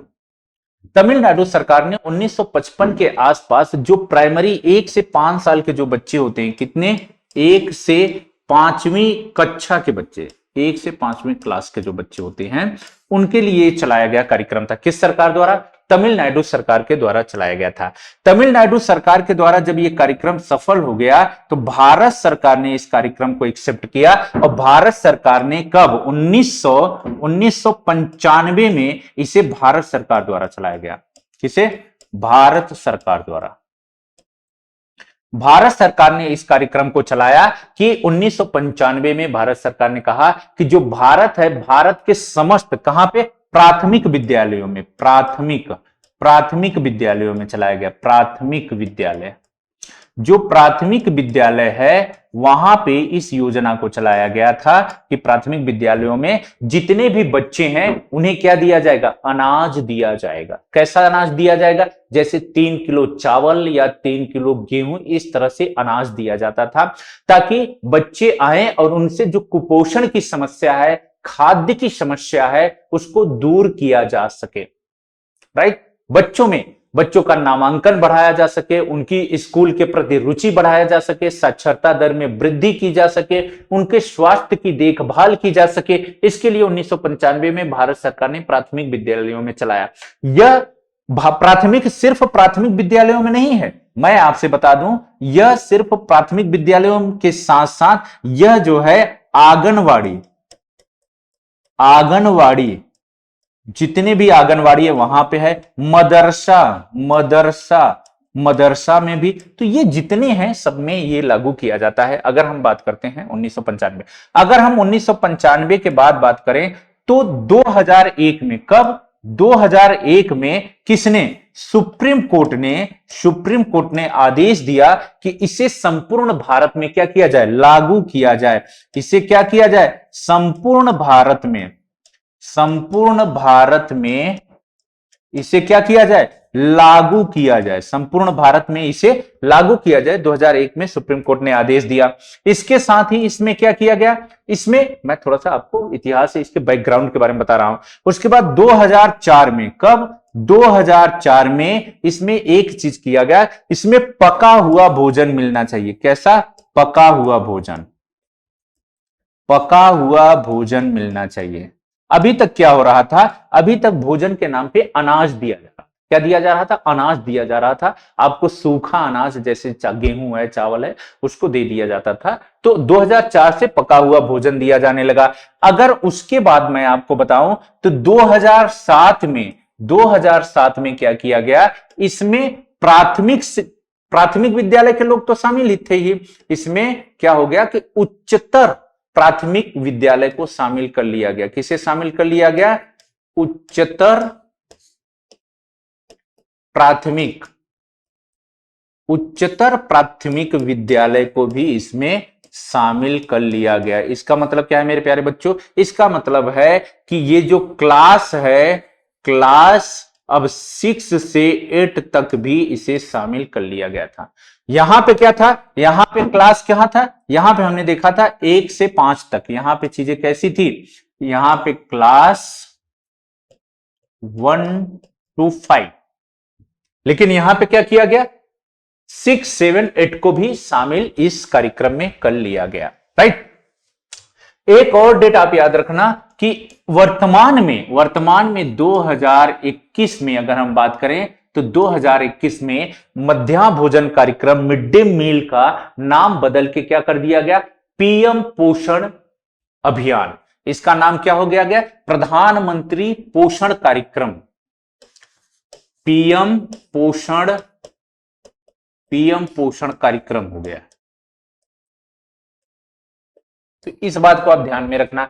अगर मेरे प्यारे बच्चों, अगर मैं आपसे एक बात कहूं कि ये जो मिड डे मील योजना है, इसमें क्या होता है कि इसमें एक दो बातें और याद रखना कि जो बच्चे होते हैं, बच्चों को कैलोरी कितना चाहिए, कैलोरी, इसमें कितना कैलोरी मिलनी चाहिए, तो मिलनी चाहिए, अगर बच्चा 1 से 5 की क्लास में पढ़ता है, प्राइमरी में पढ़ता है, तो उसे मिनिमम कितना होना चाहिए, 450 कैलोरी मिलना चाहिए। और अगर बच्चा 6 से 8 की क्लास में है तो उसे लगभग कितना होना चाहिए, 700 कैलोरी होना चाहिए। अगर हम प्रोटीन की बात करते हैं, किसकी बात करते हैं, प्रोटीन की बात करते हैं, तो अगर बच्चा दो तरह से होगा, तो इसमें 12 होना चाहिए। अगर वो प्राइमरी में है तो 12 ग्राम, और अगर वो सेकेंडरी में है, उच्चतर में है, तो उसको कितना होना चाहिए, लगभग 20 ग्राम प्रोटीन शामिल होना चाहिए।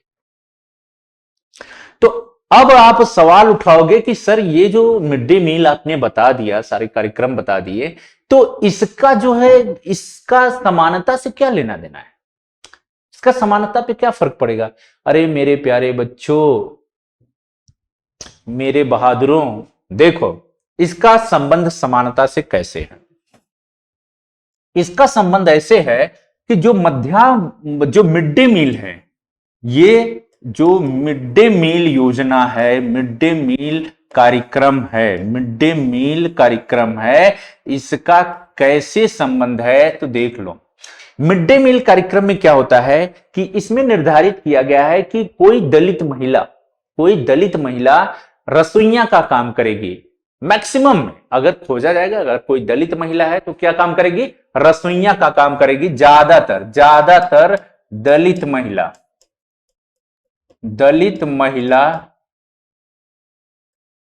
रसोइया का काम करेगी। ठीक है, तो आप मुझे बताना कि यहां पे क्या होगा कि यहां पे जब कोई दलित महिला खाना बनाएगी तो सारे वर्ग के बच्चे खाना खाएंगे, चाहे वह सवर्ण हो, क्षत्रिय हो, ब्राह्मण हो, एससी एसटी ओबीसी, किसी भी जाति किसी भी वर्ग में शामिल हो, तो सभी खाना खाएंगे। तो जब सभी खाना खाएंगे तो मेरे भाई असमानता कम होगी कि नहीं? अस्पृश्यता, जो छुआछूत की बीमारी हमारे दिमाग में घर कर गई है, जो हम लोगों को छुआछूत की फोबिया से हम लोग ग्रसित हैं, वह समाप्त होगा नहीं? बिल्कुल समाप्त होगा, बिल्कुल समाप्त हो जाएगा ना, बिल्कुल समाप्त हो जाएगा। तो ये जो दलित महिला है, ये ज्यादातर रसोइया का काम करती हैं वहां पे, जो दलित वर्ग के। तो इससे फायदा क्या होता है? एक तो इनको रोजगार मिलता है, इनकी आमदनी बढ़ती है, और साथ ही सामाजिक जो भेदभाव है, सामाजिक असमानता है, और जिसमें हम बात करते हैं किसकी? जातिगत असमानता की बात करते हैं, वह क्या होगा? समाप्त होगा कि नहीं? यह समाप्त होगा मेरे भाई। यहां पे जातिगत जातिगत जातिगत असमानता असमानता क्या होगा? कम होगा, बिल्कुल कम होगा। उसके बाद क्या होगा? उसके बाद ये होगा कि दूसरी बात, सारे बच्चे आप साथ में मिलकर खाना खाओगे कि नहीं? सारे बच्चे साथ में खाना खाएंगे ना, तो साथ में सामूहिक भोजन होगा। क्या होगा? सामूहिक भोजन होगा। जब सामूहिक भोजन होगा तो आप मुझे बताना, यहां पे सारे जाति के बच्चे होंगे, सारे जाति के बच्चे क्या होंगे? एक साथ खाना खाएंगे। सारे जाति के बच्चे एक साथ खाना खाएंगे। क्या करेंगे? एक साथ खाना खाएंगे। खाएंगे कि नहीं खाएंगे? अगर ऐसा होगा तो क्या होगा? वही जातिगत असमानता क्या होगी? कम होगी। जातिगत असमानता कम होगी। बच्चों में पोषण की जो समस्या है, पोषण की जो समस्या है, इस मिड डे मील से पोषण की समस्या कम होगी कि नहीं? बिल्कुल होगी, पोषण की समस्या कम होगी, क्योंकि हमने क्या बात किया कि पका हुआ ताजा भोजन मिलता है, जिसमें 700 कैलोरी की बात की जाती है, प्रोटीन की बात की जाती है, फल फूल सब्जी, ये तमाम चीजें, दाल चावल, ये सब उसमें शामिल होता है। ठीक है, तो ये सारी चीजें हैं। नामांकन संख्या बढ़ती है कि नहीं? नामांकन संख्या में क्या होगी? नामांकन संख्या में वृद्धि होगी कि नहीं? बिल्कुल होगी। नामांकन संख्या बढ़ेगी। जो बच्चे पहले स्कूल नहीं जाते थे, अब वो स्कूल आने लगेंगे। साथ ही क्या फायदा होगा? साथ ही फायदा होगा कि शिक्षा का स्तर बढ़ेगा कि नहीं? शिक्षा का स्तर इससे बढ़ा कि नहीं? साक्षरता साक्षरता साक्षरता में वृद्धि हुई कि नहीं? बिल्कुल हुई। बताइए, वृद्धि हुई कि नहीं? बिल्कुल होगी। अब क्या था कि जैसे जो पहले बीच में स्कूल छोड़ देती थी लड़कियां, दोपहर के समय में खाना खाने की छुट्टी होती थी, राइट, रिसर्च होता था, आपको याद होगा। तो खाना खाने जब जाते थे तो घर वाले कुछ न कुछ काम में उलझा दें कि नहीं, अब दूसरी मीटिंग में आपको स्कूल नहीं जाना है, आप क्या करो, घर के काम करो। अब क्या हुआ? वो खाना खाने के लिए घर पे नहीं जाते, दोपहर में खाना उन्हें वहीं मिल जाता है विद्यालय में। तो इससे अब उनकी योग्यता, साक्षरता, उनकी शिक्षा में सुधार हुआ कि नहीं? तो ये विभिन्न प्रकार के इसके लाभ भी देखने के लिए मिलते हैं। ठीक है, आइए आगे देखते हैं। ये सारी चीजें आपको मिले, सारी बातें हैं। मध्याह्न भोजन ये देखो हमने जो डिस्कस किया है, ये आपका कार्यक्रम चल रहा है, खाने पीने का कार्यक्रम चल रहा है। ठीक है, ये सारे बच्चे साथ में बैठ के खाना पीना खा रहे हैं। आइए इस कुछ चीजों को आगे देखते हैं, क्या चीजें हैं महत्वपूर्ण। ये अंबेडकर साहब हैं, इन्होंने आत्मसम्मान की बात की है मेरे प्यारे बच्चों। इन्होंने कहा है कि अपने आत्मसम्मान को दांव पर लगाकर जीवित रहना अशोभनीय है। आत्मसम्मान जीवन का सबसे जरूरी हिस्सा है, इसके बिना व्यक्ति नगण्य है। आत्मसम्मान के साथ जीवन बिताने के लिए व्यक्ति को कठिनाइयों पर विजय प्राप्त करनी होगी। केवल कठिन और निरंतर संघर्ष से ही व्यक्ति बल, विश्वास और मान्यता प्राप्त कर सकता है। भीमराव अंबेडकर के बारे में हमने पहले ही डिस्कस किया, जो हमने गरिमा की बात की, वही गरिमा मतलब आत्मसम्मान। तो अंबेडकर साहब कहते हैं कि आत्मसम्मान के बिना अगर आप जिंदा हो तो आप जिंदा नहीं हो। यह अगर आप आत्मसम्मान के बिना जिंदा हो तो यह अशोभनीय है, आपके लिए बहुत ही दुखद बात है।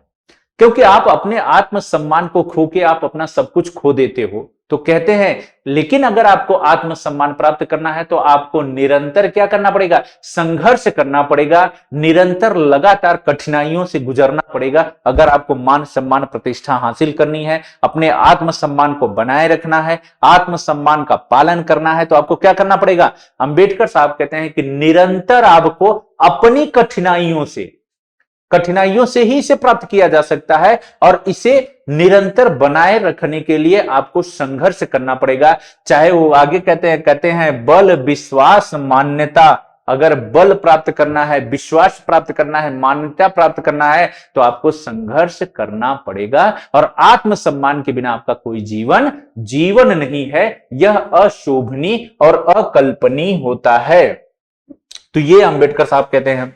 इसके साथ अन्य लोकतंत्र में अगर हम समानता के मुद्दे की बात करें कि जो और क्या क्या मुद्दे हो सकते हैं, तो लोकतंत्र में समानता के विभिन्न प्रकार के मुद्दे हो सकते हैं। ठीक है, इन चीजों को हम आगे देखते हैं कि कैसे और कौन कौन से मुद्दे हो सकते हैं। इन तमाम चीजों पे हम डिस्कस करेंगे। आंदोलन से है रोजा पार्क्स, ये थोड़ा सा मैं बात करता हूं, यानी कि अफ्रीकन है, ये अफ्रीकन महिला है, अफ्रीकन जो महिला है रोजा पार्क्स है। ठीक है, इनकी थोड़ी सी मैं कहानी आपको डिस्कस करता हूं, बहुत ही इंटरेस्टिंग है। कैसे, क्या भारत में ही असमानता है, क्या विश्व में असमानता नहीं है? तो मेरे प्यारे बच्चों, विश्व में हर जगह असमानता है, सिर्फ भारत में ही नहीं है। राइट।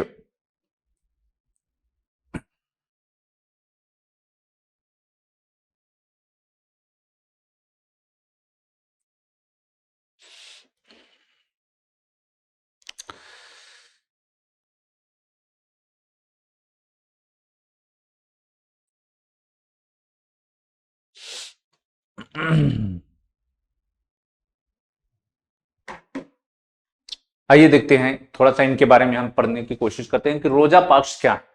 अगर हम रोजा पार्क्स के बारे में बात करें तो मेरे प्यारे बच्चों, ये आप एक पिक्चर दिखाया गया है यहाँ पे, ये देखिए, ये लेडी हैं, ये रोजा पार्क्स हैं, ये अफ्रीकन अमेरिकन है। अफ्रीकन अमेरिकन का क्या मतलब होता है सर? अफ्रीकन अमेरिकन का मतलब ये होता है मेरे प्यारे बच्चों कि जो अमेरिका, पहले क्या था कि अमेरिका में लैंड बहुत ज्यादा है, तो अमेरिकन जो लोग थे एक्चुअल में वो हैं ब्रिटिश, वो अंग्रेज ही हैं सारे। तो क्या करते थे कि अफ्रीका से गुलाम ले जाते थे खरीद के, या लोगों को गुलाम बना के ले जाते थे। कहां? अमेरिका ले जाते थे। वहां किसके लिए? एग्रीकल्चर के लिए, घर के काम काज के लिए ले जाते थे। ठीक है, तो इनके साथ बड़ा दुर्व्यवहार भी करते थे ये लोग। तो ये जब वहां पे गए, अमेरिका में बहुत लंबे समय से रहने लगे, तो इनका परिवार हुआ, इनका अपना एक समुदाय बन गया अफ्रीकन अमेरिकन। तो उसी की एक लेडीज हैं जिनका नाम है रोजा पार्क्स नाम है। तो एक दिन ये बस की यात्रा कर रही थी। तो अमेरिका में क्या था? अमेरिका में रंग भेदभाव है। क्या है? रंग भेदभाव की पॉलिसी चल रही थी। ठीक है, इसका मतलब क्या होता है? इसका मतलब होता है गोरी चमड़ी और काली चमड़ी। काले का मतलब होता है जो अफ्रीकन है, इंडियन है, अदर जगह से आए थे। गोरे का मतलब जो अमेरिकन के थे, वहां के अमेरिका के थे। ठीक है, अंग्रेज ये अपने गोरे के नाम पे ना पूरी दुनिया को बेवकूफ बनाए थे। ठीक है, श्वेत के नाम पे कि श्वेत लोग सभ्य लोग होते हैं, श्वेत लोग सबसे बुद्धिमान होते हैं, ऐसा कह कह के इन्होंने बाकी सारे दुनिया के लोगों को बेवकूफ बनाया। तो ये जो ब्लैक हैं, ये अफ्रीकन अमेरिकन हैं, ये काले लोग होते हैं। तो ये रंग भेद का मतलब गोरा और काला से। ठीक है, तो ये क्या था कि अमेरिका में क्या था कि अमेरिका में नियम था कि जो अफ्रीकन हैं, मतलब जो काले लोग हैं, उनके लिए उनके बच्चों के पढ़ने की अलग जो है स्कूल होता था, और जो गोरे लोग होते थे अमेरिकन, उनके लिए अलग स्कूल होता था। जो बच्चे अफ्रीकन हैं उन जिस स्कूल में जाते थे उनके पास सुविधाएं कम होती थी, संसाधन कम होते थे, लो दर्जे के टीचर होते थे, अच्छी क्वालिटी एजुकेशन में नहीं होती, तमाम भेदभाव थे। लेकिन वहीं जो अमेरिकन स्कूल में पढ़ते थे, जो गोरे लोग पढ़ते थे, उनके लिए जो स्कूल था उसमें अच्छी व्यवस्थाएं थी, अच्छी सुविधाएं थी, विभिन्न प्रकार की सारी चीजें थी। राइट। तो ये एक दिन, अच्छा एक और खास बात, बस की मैं बात कर दूं तो बस स्टैंड से लेके बाजार मार्केट, इनके लिए सब चीजें अलग थी। सिर्फ विद्यालय नहीं, बाजार भी अलग होते थे, विद्यालय अलग होते थे, बस में आने जाने की सीटें अलग होती थी, रिक्शा टेम्पो अलग होते थे, एम्बुलेंस अलग होते थे। जरा आप सोचिए कितना भेदभाव था कि एम्बुलेंस भी अलग होता था। ठीक है, अफ्रीकन के लिए एम्बुलेंस ले जाने के लिए अलग है, उसमें किसी भी प्रकार की सुविधाएं नहीं है, लेकिन अमेरिकन के लिए अलग एम्बुलेंस की बात की जाती थी, उनमें विभिन्न प्रकार की सुविधाएं थी। तो ये था, तो रोजा जो है, रोजा पार्क्स एक दिन बहुत ही थकी थी, काम करके लौटी थी, और अफ्रीकन को यह था कि अगर कोई बस है तो उसकी जो पीछे की सीट है वहां पे अफ्रीकन अमेरिकन बैठेंगे, आगे की जो अच्छी सीटें हैं वहां पे अमेरिकन गोरे लोग बैठेंगे। ठीक है, तो ये आगे की सीट पे बैठी थी। और हाँ, एक विशेषता और थी कि अगर कोई भी, अगर पूरी बस भरी है, अगर कोई अफ्रीकन अमेरिकन सीट पे बैठा है और कोई अगर गोरा व्यक्ति अमेरिकन आ जाता है तो उसे उठना पड़ता था। ठीक है, ये काम करके लौटी थी, बहुत थकी उकी थी। ये बात है 50 के दशक की, 1955 के आसपास की बात है। तो ये थकी थी, तो एक गोरा व्यक्ति चढ़ता है, जैसा कि आप देख भी रहे हो, ये पीछे बैठा हुआ है एक गोरा व्यक्ति। इसने इनसे कहा कि आप सीट उठिए, यहां से आप जाके पीछे बैठिए। तो ये बहुत थके थे, इन्होंने उठने से मना कर दिया। जब इन्होंने उठने से मना कर दिया तो उसी समय जो है एक आंदोलन की शुरुआत होती है, और उसी समय बवाल होता है कि हमें भी अपने नागरिक, जो सिविल राइट की बात की जाती है, नागरिक अधिकारों की बात की जाती है, हमें भी चाहिए। तो नागरिक अधिकार आंदोलन की शुरुआत 1955 में शुरू होती है, और यह आंदोलन इतना विकराल रूप ले लेता है कि 1964 में अमेरिकन सरकार एक कानून बनाती है, और कानून बना के सभी नागरिकों को समान अधिकार दे देती है। 1964 में यह कानून बनता है और सभी को अधिकार मिल जाता है, सभी को। ये देखिए 1955 की बात की जा रही है, ये 1964 में नागरिक अधिकार आंदोलन या सिविल राइट मूवमेंट चलाया जाता है, और सभी को अब क्या हो गया कि समान अधिकार मिल गया, कि अब चाहे वह अमेरिकन गोरे हो, चाहे अफ्रीकन अमेरिकन हो, चाहे काले लोग हो, सभी के लिए एक स्कूल व्यवस्था होगी, सभी के लिए एक तरह के नियम होंगे, सभी के लिए एक कानून, यानी कानून के समक्ष समानता, कानून के लिए सब समान होंगे, किसी के साथ किसी भी प्रकार का सरकार भेदभाव नहीं करेगी। ये सारा मूवमेंट था, हमने इसके बारे में डिस्कस कर लिया। लोकतंत्र की अगर चुनौती की बात करते हैं मेरे प्यारे बच्चों, तो मैं एक चीज बता दूं, लोकतंत्र की बहुत सारी चुनौतियां हैं आज भी, सामाजिक, आर्थिक और राजनीतिक। क्या होता है कि कोई भी समाज है, कोई भी समुदाय है, कोई भी कम्युनिटी है, अगर वहां हम लोकतंत्र की बात करते हैं तो क्या चुनौतियां हो सकती हैं, तो जरा आप बहुत दूर नहीं जाना चाहिए, अपनी चीजों में देखना चाहिए। तो लोकतंत्र में क्या चुनौती है? चुनौती है कि अगर कोई भी सामाजिक चीजें हैं, क्या समाज स्तर पर कानून तो बन गया, जैसे पहली मैं आपसे बता दूं क्या चुनौती है लोकतंत्र की। आइए चुनौती डिस्कस करते हैं, लोकतंत्र की क्या क्या चुनौतियां हैं। ठीक है, अगर हम लोकतंत्र की चुनौतियों की बात करते हैं, चुनौतियों की बात करते हैं, क्या क्या चुनौतियां हैं, तो देखिए अगर हम लोकतंत्र की चुनौतियों की बात करें तो क्या चुनौती है मेरे प्यारे बच्चों? पहला, अगर सामाजिक स्तर पे हम देखें तो समाज में क्या कहा गया है? समाज में कहा गया है कि सामाजिक लोकतंत्र, क्या भारत में सामाजिक लोकतंत्र है? बिल्कुल नहीं। अंबेडकर साहब कहते हैं कि अगर आपको राजनीतिक लोकतंत्र को सफल बनाना है तो आपको पहले आर्थिक लोकतंत्र लाना पड़ेगा। अगर आप राजनीतिक समानता चाहते हैं तो आपको राजनीतिक समानता से पहले आपको सामाजिक और आर्थिक समानता पे भी ध्यान देना पड़ेगा। अब राजनीतिक रूप से जैसे देखिए, अगर हम राजनीतिक की बात करते हैं, राजनीतिक समानता की बात करते हैं, तो यहां पे थोड़ा सा मैं आपको समझाता हूं। अगर हम राजनीतिक समानता की बात करते हैं, किसकी? राजनीतिक समानता। अगर हम समानता की बात करते हैं तो आपको एक व्यक्ति एक मत, एक मत है या वोट। ठीक है, तो एक व्यक्ति को एक वोट देने का अधिकार है और सबका मूल्य बराबर है। यहां तो आपको ठीक है यार, यहां को तो आपको मिल गया, समानता है। लेकिन जरा मुझे बताइए, क्या राजनीतिक समानता मिलने से आर्थिक समानता आई? क्या आर्थिक समानता आई? क्या अमीरी और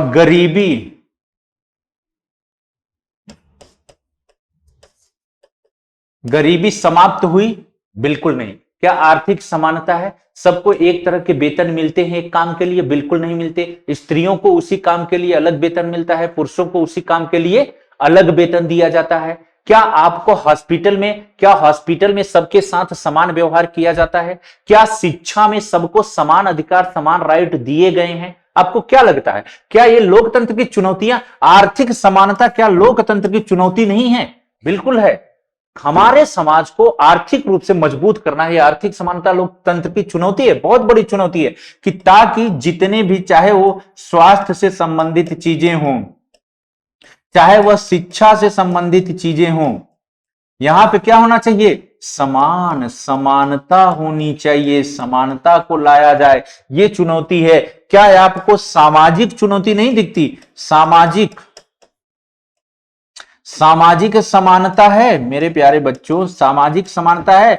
बिल्कुल नहीं है, व्यवहार में कुछ और है।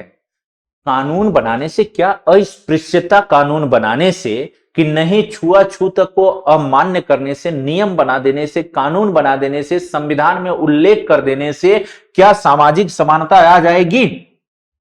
आप मुझे बताइए। बिल्कुल नहीं आएगी। अगर आप व्यवहार में देखोगे तो आज भी छुआछूत है। अगर आप व्यवहार में देखोगे तो आज भी आप आए दिन न्यूज़पेपर में देखते हो कि केरला में एक मंदिर है, वहां पे लोगों को जो है, जो दलित वर्ग है, नीची जात के लोग हैं, उनको मंदिर में प्रवेश नहीं किया देने जा रहा है। महिलाओं को प्रवेश से वर्जित किया जा रहा है कि इस मंदिर में महिलाएं नहीं आ सकती। तो कहीं ना कहीं आज भी हम देखते हैं कि सामाजिक तौर पे समानता हो, सामाजिक तौर पे क्या है, चाहे वो समानता हो, स्वतंत्रता हो, न्याय हो, कहीं ना कहीं आज भी यह चुनौती हमारे समाज में बनी हुई है। तो इस तरह से आप लोकतंत्र की चुनौतियों के बारे में डिस्कस हमने कर लिया।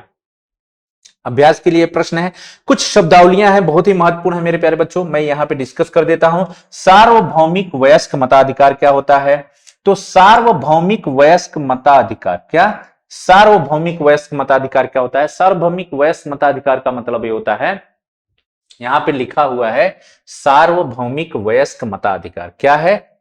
दूसरा शब्द है गरिमा, तीसरा है संविधान, चौथा है नागरिक अधिकार आंदोलन। ठीक है, तो आइए देखते हैं। पहला शब्द है सार्वभौमिक मताधिकार। सार्वभौमिक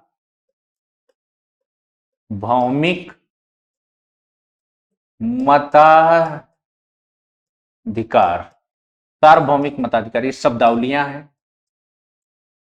शब्दावलियां, हम कुछ प्रमुख शब्दावलियां कर रहे हैं, ठीक है, जो आपके इसमें दिया हुआ है। सार्वभौमिक मताधिकार का क्या मतलब होता है कि कोई भी व्यक्ति जो 18 वर्ष से ऊपर है, कोई भी व्यक्ति जो 18 वर्ष से प्लस है, सबको मत देने का अधिकार है, चाहे वह अमीर हो, गरीब हो, स्त्री हो, पुरुष हो, उच्च जाति का हो, नीच जाति का हो, किसी भी प्रकार का हो, विकलांग हो, मंद बुद्धि का हो, बेकार बुद्धि, कुछ भी हो, सभी को अधिकार दिया जाएगा, बस उसकी उम्र 18 वर्ष से प्लस होनी चाहिए। ठीक है। गरिमा क्या होती है? गरिमा की बात हमने देखा कि गरिमा का मतलब होता है क्या? आत्मसम्मान। आत्मसम्मान क्या होता है? सम्मान। गरिमा का मतलब होता है सम्मान। ठीक है, किसी भी व्यक्ति का सम्मान करना, उसकी इज्जत करना, उसे जो उस योग्य है वह सब, अपना खुद का और दूसरे का भी सम्मान। अपने आत्मसम्मान को गिरने मत दो, दूसरे के आत्मसम्मान की रक्षा करो, यही गरिमा है। गरिमा का मतलब खुद के आत्मसम्मान को गिरने मत दो, खुद के आत्मसम्मान और दूसरे के आत्मसम्मान की रक्षा करो। अपने आत्मसम्मान के लिए आवाज उठाओ और दूसरों के आत्मसम्मान के लिए भी आवाज उठाओ। ये क्या होती है? यह होती है गरिमा। राइट। सार्वभौमिक मताधिकार हो गई, गरिमा हो गई। संविधान क्या होता है? संविधान कुछ नहीं होता मेरे प्यारे। संविधान क्या होता है? कुछ नियम और कानूनों का दस्तावेज होता है। क्या होता है? नियम या कुछ कानून होते हैं, उनका क्या होता है? नियम कानूनों का क्या होता है? दस्तावेज होता है। दस्तावेज होता है। राइट। यह किस प्रकार का दस्तावेज होता है? जिसे पब्लिक और सरकार इसे पालन करती है। लोग और क्या? सरकार। सरकार इसे क्या करती है? पालन करती है। ठीक है। तो संविधान क्या होता है? संविधान कुछ ऐसे नियम कानून होते हैं, कुछ ऐसे नियम कानूनों का लिखित दस्तावेज होता है जिसमें बताया जाता है कि सरकार के कौन कौन से कार्य होंगे, सरकार की क्या शक्तियां होंगी, सरकार उस सरकार के क्या दायित्व होंगे, सरकार किस तरह से कार्य करेगी, सरकार का चुनाव किस तरह से होगा, सरकार के कौन कौन से अंग होंगे, इन तमाम जैसे कार्यपालिका, विधायिका, न्यायपालिका, इनकी समस्त बातें लिखी होती हैं। इसके साथ ही ये लिखा होता है कि जो वहां के लोग नागरिक हैं उनके फंडामेंटल राइट्स क्या हैं, उनके मूल अधिकार क्या होते हैं। ये तमाम चीजों का उल्लेख क्या होता है, संविधान में होता है। ठीक है, इस तरह से चीजों को हमने देख लिया। अब समानता के लिए संघर्ष की अगर हम बात करते हैं, बहुत ज्यादा नहीं है, थोड़ा सा है, इसको भी हम थोड़ा सा देख लेते हैं कि समानता के लिए स्ट्रगल क्या किया जा रहा है। थोड़ा सा आप पिक्चर से देख रहे हो, समानता के लिए बहुत सारे संघर्ष हैं। मेरे प्यारे बच्चों, मैं एक चीज बता दूं आपसे, हमने डिस्कस किया था कि इसमें हमने पहला और अंतिम चैप्टर को शामिल कर लिया है, क्योंकि दोनों ये इक्वलिटी से संबंधित है, तो मैंने सोचा कि दोनों को साथ में डिस्कशन कर दिया जाए। राइट, अगर आपको किसी भी चीज की दिक्कत हुआ करे, समझ में कम आया करे, तो आप कमेंट कर दिया करो, तो ये बेहतर चीज होती है, कमेंट करना चाहिए।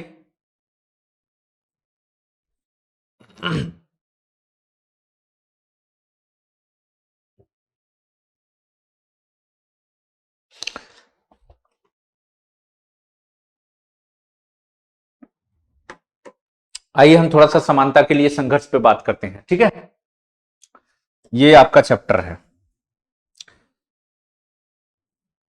यहां पे आप यहां पे आपको क्या देखने के लिए मिल रहा है, यहां पे आपने देखा, ये देखिए एक बुक्स है, जूठन, किसकी है, ओम प्रकाश वाल्मीकि साहब की ये जीवनी है, आत्मकथा है। उन्होंने समानता के लिए संघर्ष किया था कि नहीं? बिल्कुल, उन्होंने देखा था। भीमराव अंबेडकर साहब की कहानी आप जानते हो, ओम प्रकाश वाल्मीकि कहानी जानते हो, कांताबाई की कहानी जानते हो। राइट, जो चुनाव में शुरू में हमने देखा था कि वो चुनाव मतदान के समय वो लाइन में खड़ी थी, लेकिन हॉस्पिटल में वो गरीब है, तो हॉस्पिटल में जब जाती है तो उसके साथ किस प्रकार से भेदभाव किया जाता है। उसके बाद हमने रोजा की कहानी देखी थी। राइट, ये तमाम चीजें हैं। तो आइए देखते हैं क्या क्या है इसके लिए।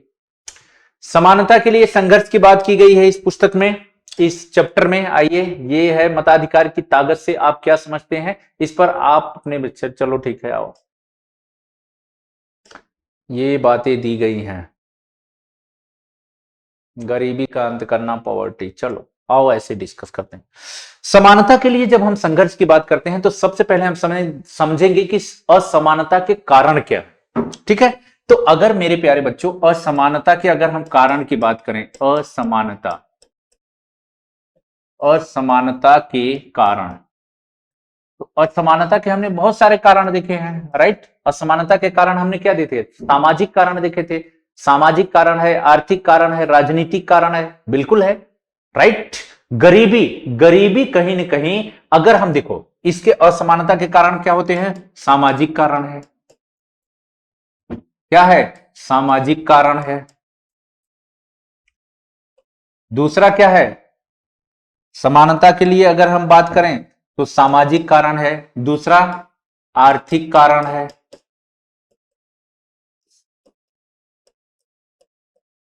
तीसरा अगर हम बात करें तो राजनीतिक कारण है। कैसा है, राजनीतिक कारण है। अगर हम और बात करें तो मनोवैज्ञानिक कारण भी है, मनोवैज्ञानिक कारण है। अगर और हम बात करें तो कैसा कारण है, भौगोलिक कारण भी है, भौगोलिक।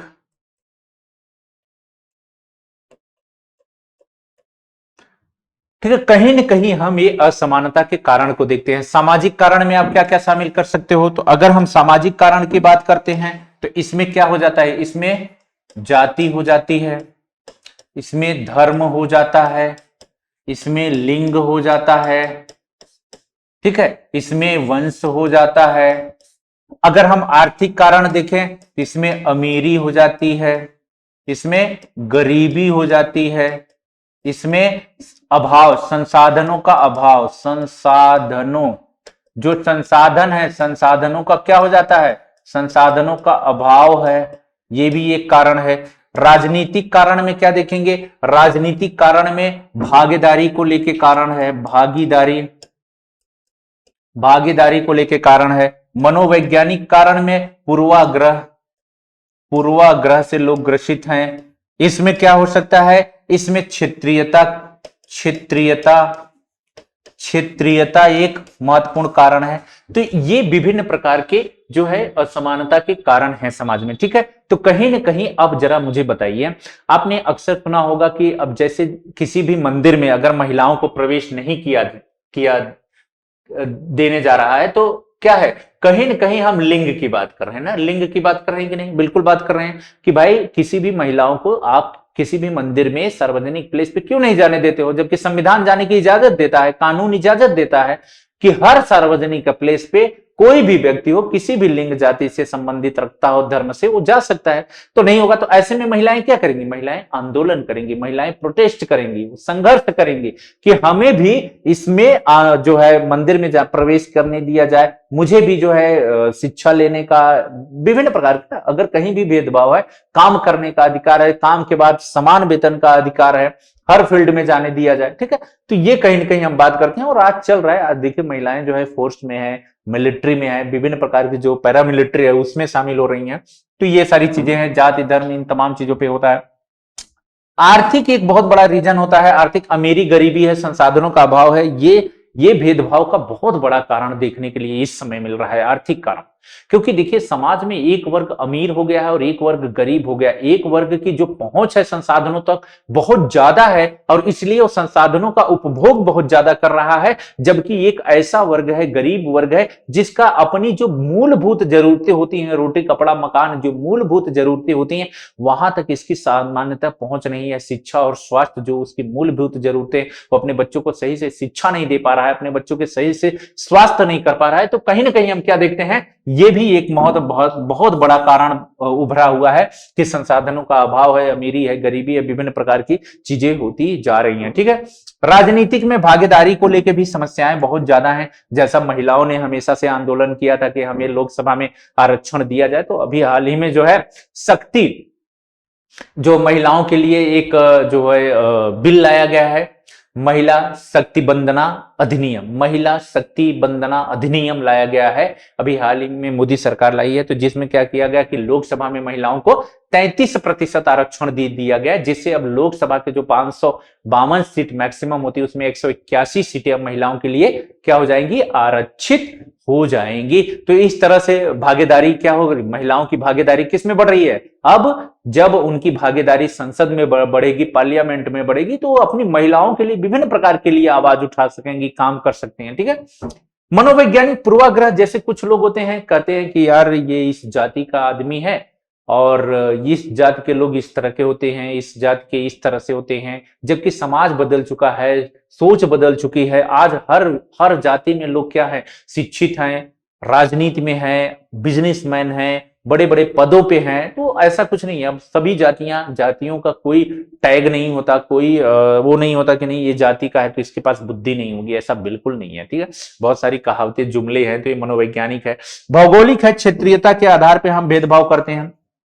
तो क्षेत्रीयता के आधार पे आप भेदभाव करते हो, जैसे नॉर्थ ईस्ट के लोग होते हैं, जब इधर आते हैं साउथ इंडिया, वो नॉर्थ इंडिया में आते हैं, तो उनके साथ जो भेदभाव होते हैं, समानता होती है, तो वो आवाज उठाते हैं, आंदोलन करते हैं कि हमारे साथ इस तरह से क्यों भेदभाव किया, तो संघर्ष करते हैं अपने राइट्स को मांगने। तो आप देखोगे तमाम जो आधार हैं, इन तमाम आधारों पर क्या किया जाता है, संघर्ष किया जाता है, फाइट किया जाता है, लड़ाई की जाती है। तो यही है समानता के लिए संघर्ष, समानता के लिए संघर्ष किया जाता है। इन आधारों पे क्या किया जाता है, इन आधारों पे समानता के लिए, मेरे प्यारे बच्चों, इन आधारों पे समानता के लिए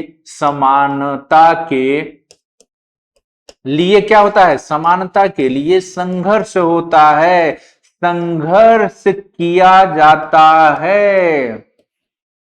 क्या किया जाता है, संघर्ष किया जाता है, ठीक है। आ जाओ, ये सारी बातें हो गई, समानता के लिए संघर्ष हो गया, मैंने आपसे डिस्कस कर दिया, ये सारी बातें होंगी। तवा मत संघ की थोड़ी सी कहानी मैं आपको बता देता हूं कि ये क्या है, ठीक है। ये एक एग्जांपल लेते हैं कि किस तरह से महिला आंदोलन हो गए, हमने डिस्कस कर लिया। तवा मत संघ, तवा एक नदी है। तवा क्या है, तवा मेरे प्यारे बच्चों नदी है। तवा क्या है, तवा एक नदी है। तवा क्या है? तवा नदी है, और एक किसकी सहायक नदी है? यह नर्मदा की सहायक नदी। किसकी? नर्मदा, नर्मदा की सहायक नदी है, राइट। तो तवा मत्स्य संघ क्या होता है? ये जो तवा मत्स्य संघ है, तो ये तवा नदी के लिए है। हुआ क्या था कि घटना घटी थी कि जो विस्थापित, जैसे क्या होता है कि अगर कोई बांध बनता है, संघर्ष, लोग कैसे अपनी अधिकारों के लिए संघर्ष करते हैं। जैसे मान लीजिए कि अगर ये तवा नदी कहां से निकलती है, तो अगर मैं आपको बता दूं तो ये महादेव पहाड़ी, महादेव पहाड़ी से निकलती है, राइट। कहां से निकलती है? महादेव पहाड़ी। कहां पे है? मध्य प्रदेश। तो ये महादेव पहाड़ी से तवा नदी निकलती है, और जब तवा नदी निकलती है तो ये क्या किया जाता है मेरे प्यारे बच्चों, ये मान लीजिए कि महादेव पहाड़ी है और ये प्लेस है, ठीक है। तो यहां से मान लीजिए कि नदी निकलती है, यहां से क्या निकलती है? नदी, यहां से नदी निकलना प्रारंभ करती है, ठीक है। तो नदी निकलती है और यहां से धीरे धीरे आगे बढ़ती है। तो क्या किया जाता है कि मान लीजिए कि ये कोई प्लेस है जहां से नदी, और यहां पे क्या बना दिया गया? यहां पे बना दिया गया क्या? यहां पे बना दिया गया बांध या डैम। क्या बना दिया गया? बांध बना दिया गया। और जैसे ही यहां से बांध बनेगा मेरे प्यारे बच्चों, तो मैं एक चीज आपको बता दूं, ये इसके आसपास एरिया में क्या जमा हो जाएगा? जल जमा हो जाएगा। इसके आसपास एरिया में क्या जमा हो जाएगा? जल जमा हो जाएगा।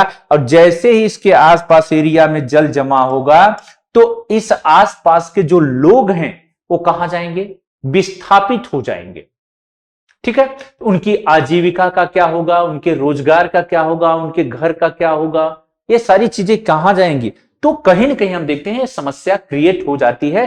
तो यहां पे एक बहुत बड़ी समस्या पैदा होती है विस्थापन की। किसकी समस्या पैदा होती है मेरे प्यारे बच्चों? विस्थापन की। विस्थापन की समस्या पैदा होती है, विस्थापन की समस्या, राइट। अब जब विस्थापन की समस्या होगी, इनके घर बार सब चले जाएंगे, तो कहां से करेंगे? कैसे अपने जीवन का यापन करेंगे? तो आसपास के गांव डूब जाते हैं। तो ऐसे क्या हुआ कि लगभग 100 गांव डूब गए। जब जो ये तवा मत्स्य संघ बना है, तो तवा नदी पे जब बांध बना, तो आसपास के 100 गांव डूब गए इस बांध के कारण। और परिणाम स्वरूप क्या हुआ कि उनके रोजगार छिन गए, उनकी रोजी रोटी छिन गई, उनके आवास छिन गए, सारी समस्याएं हो गई। तो अब क्या हुआ कि लोगों ने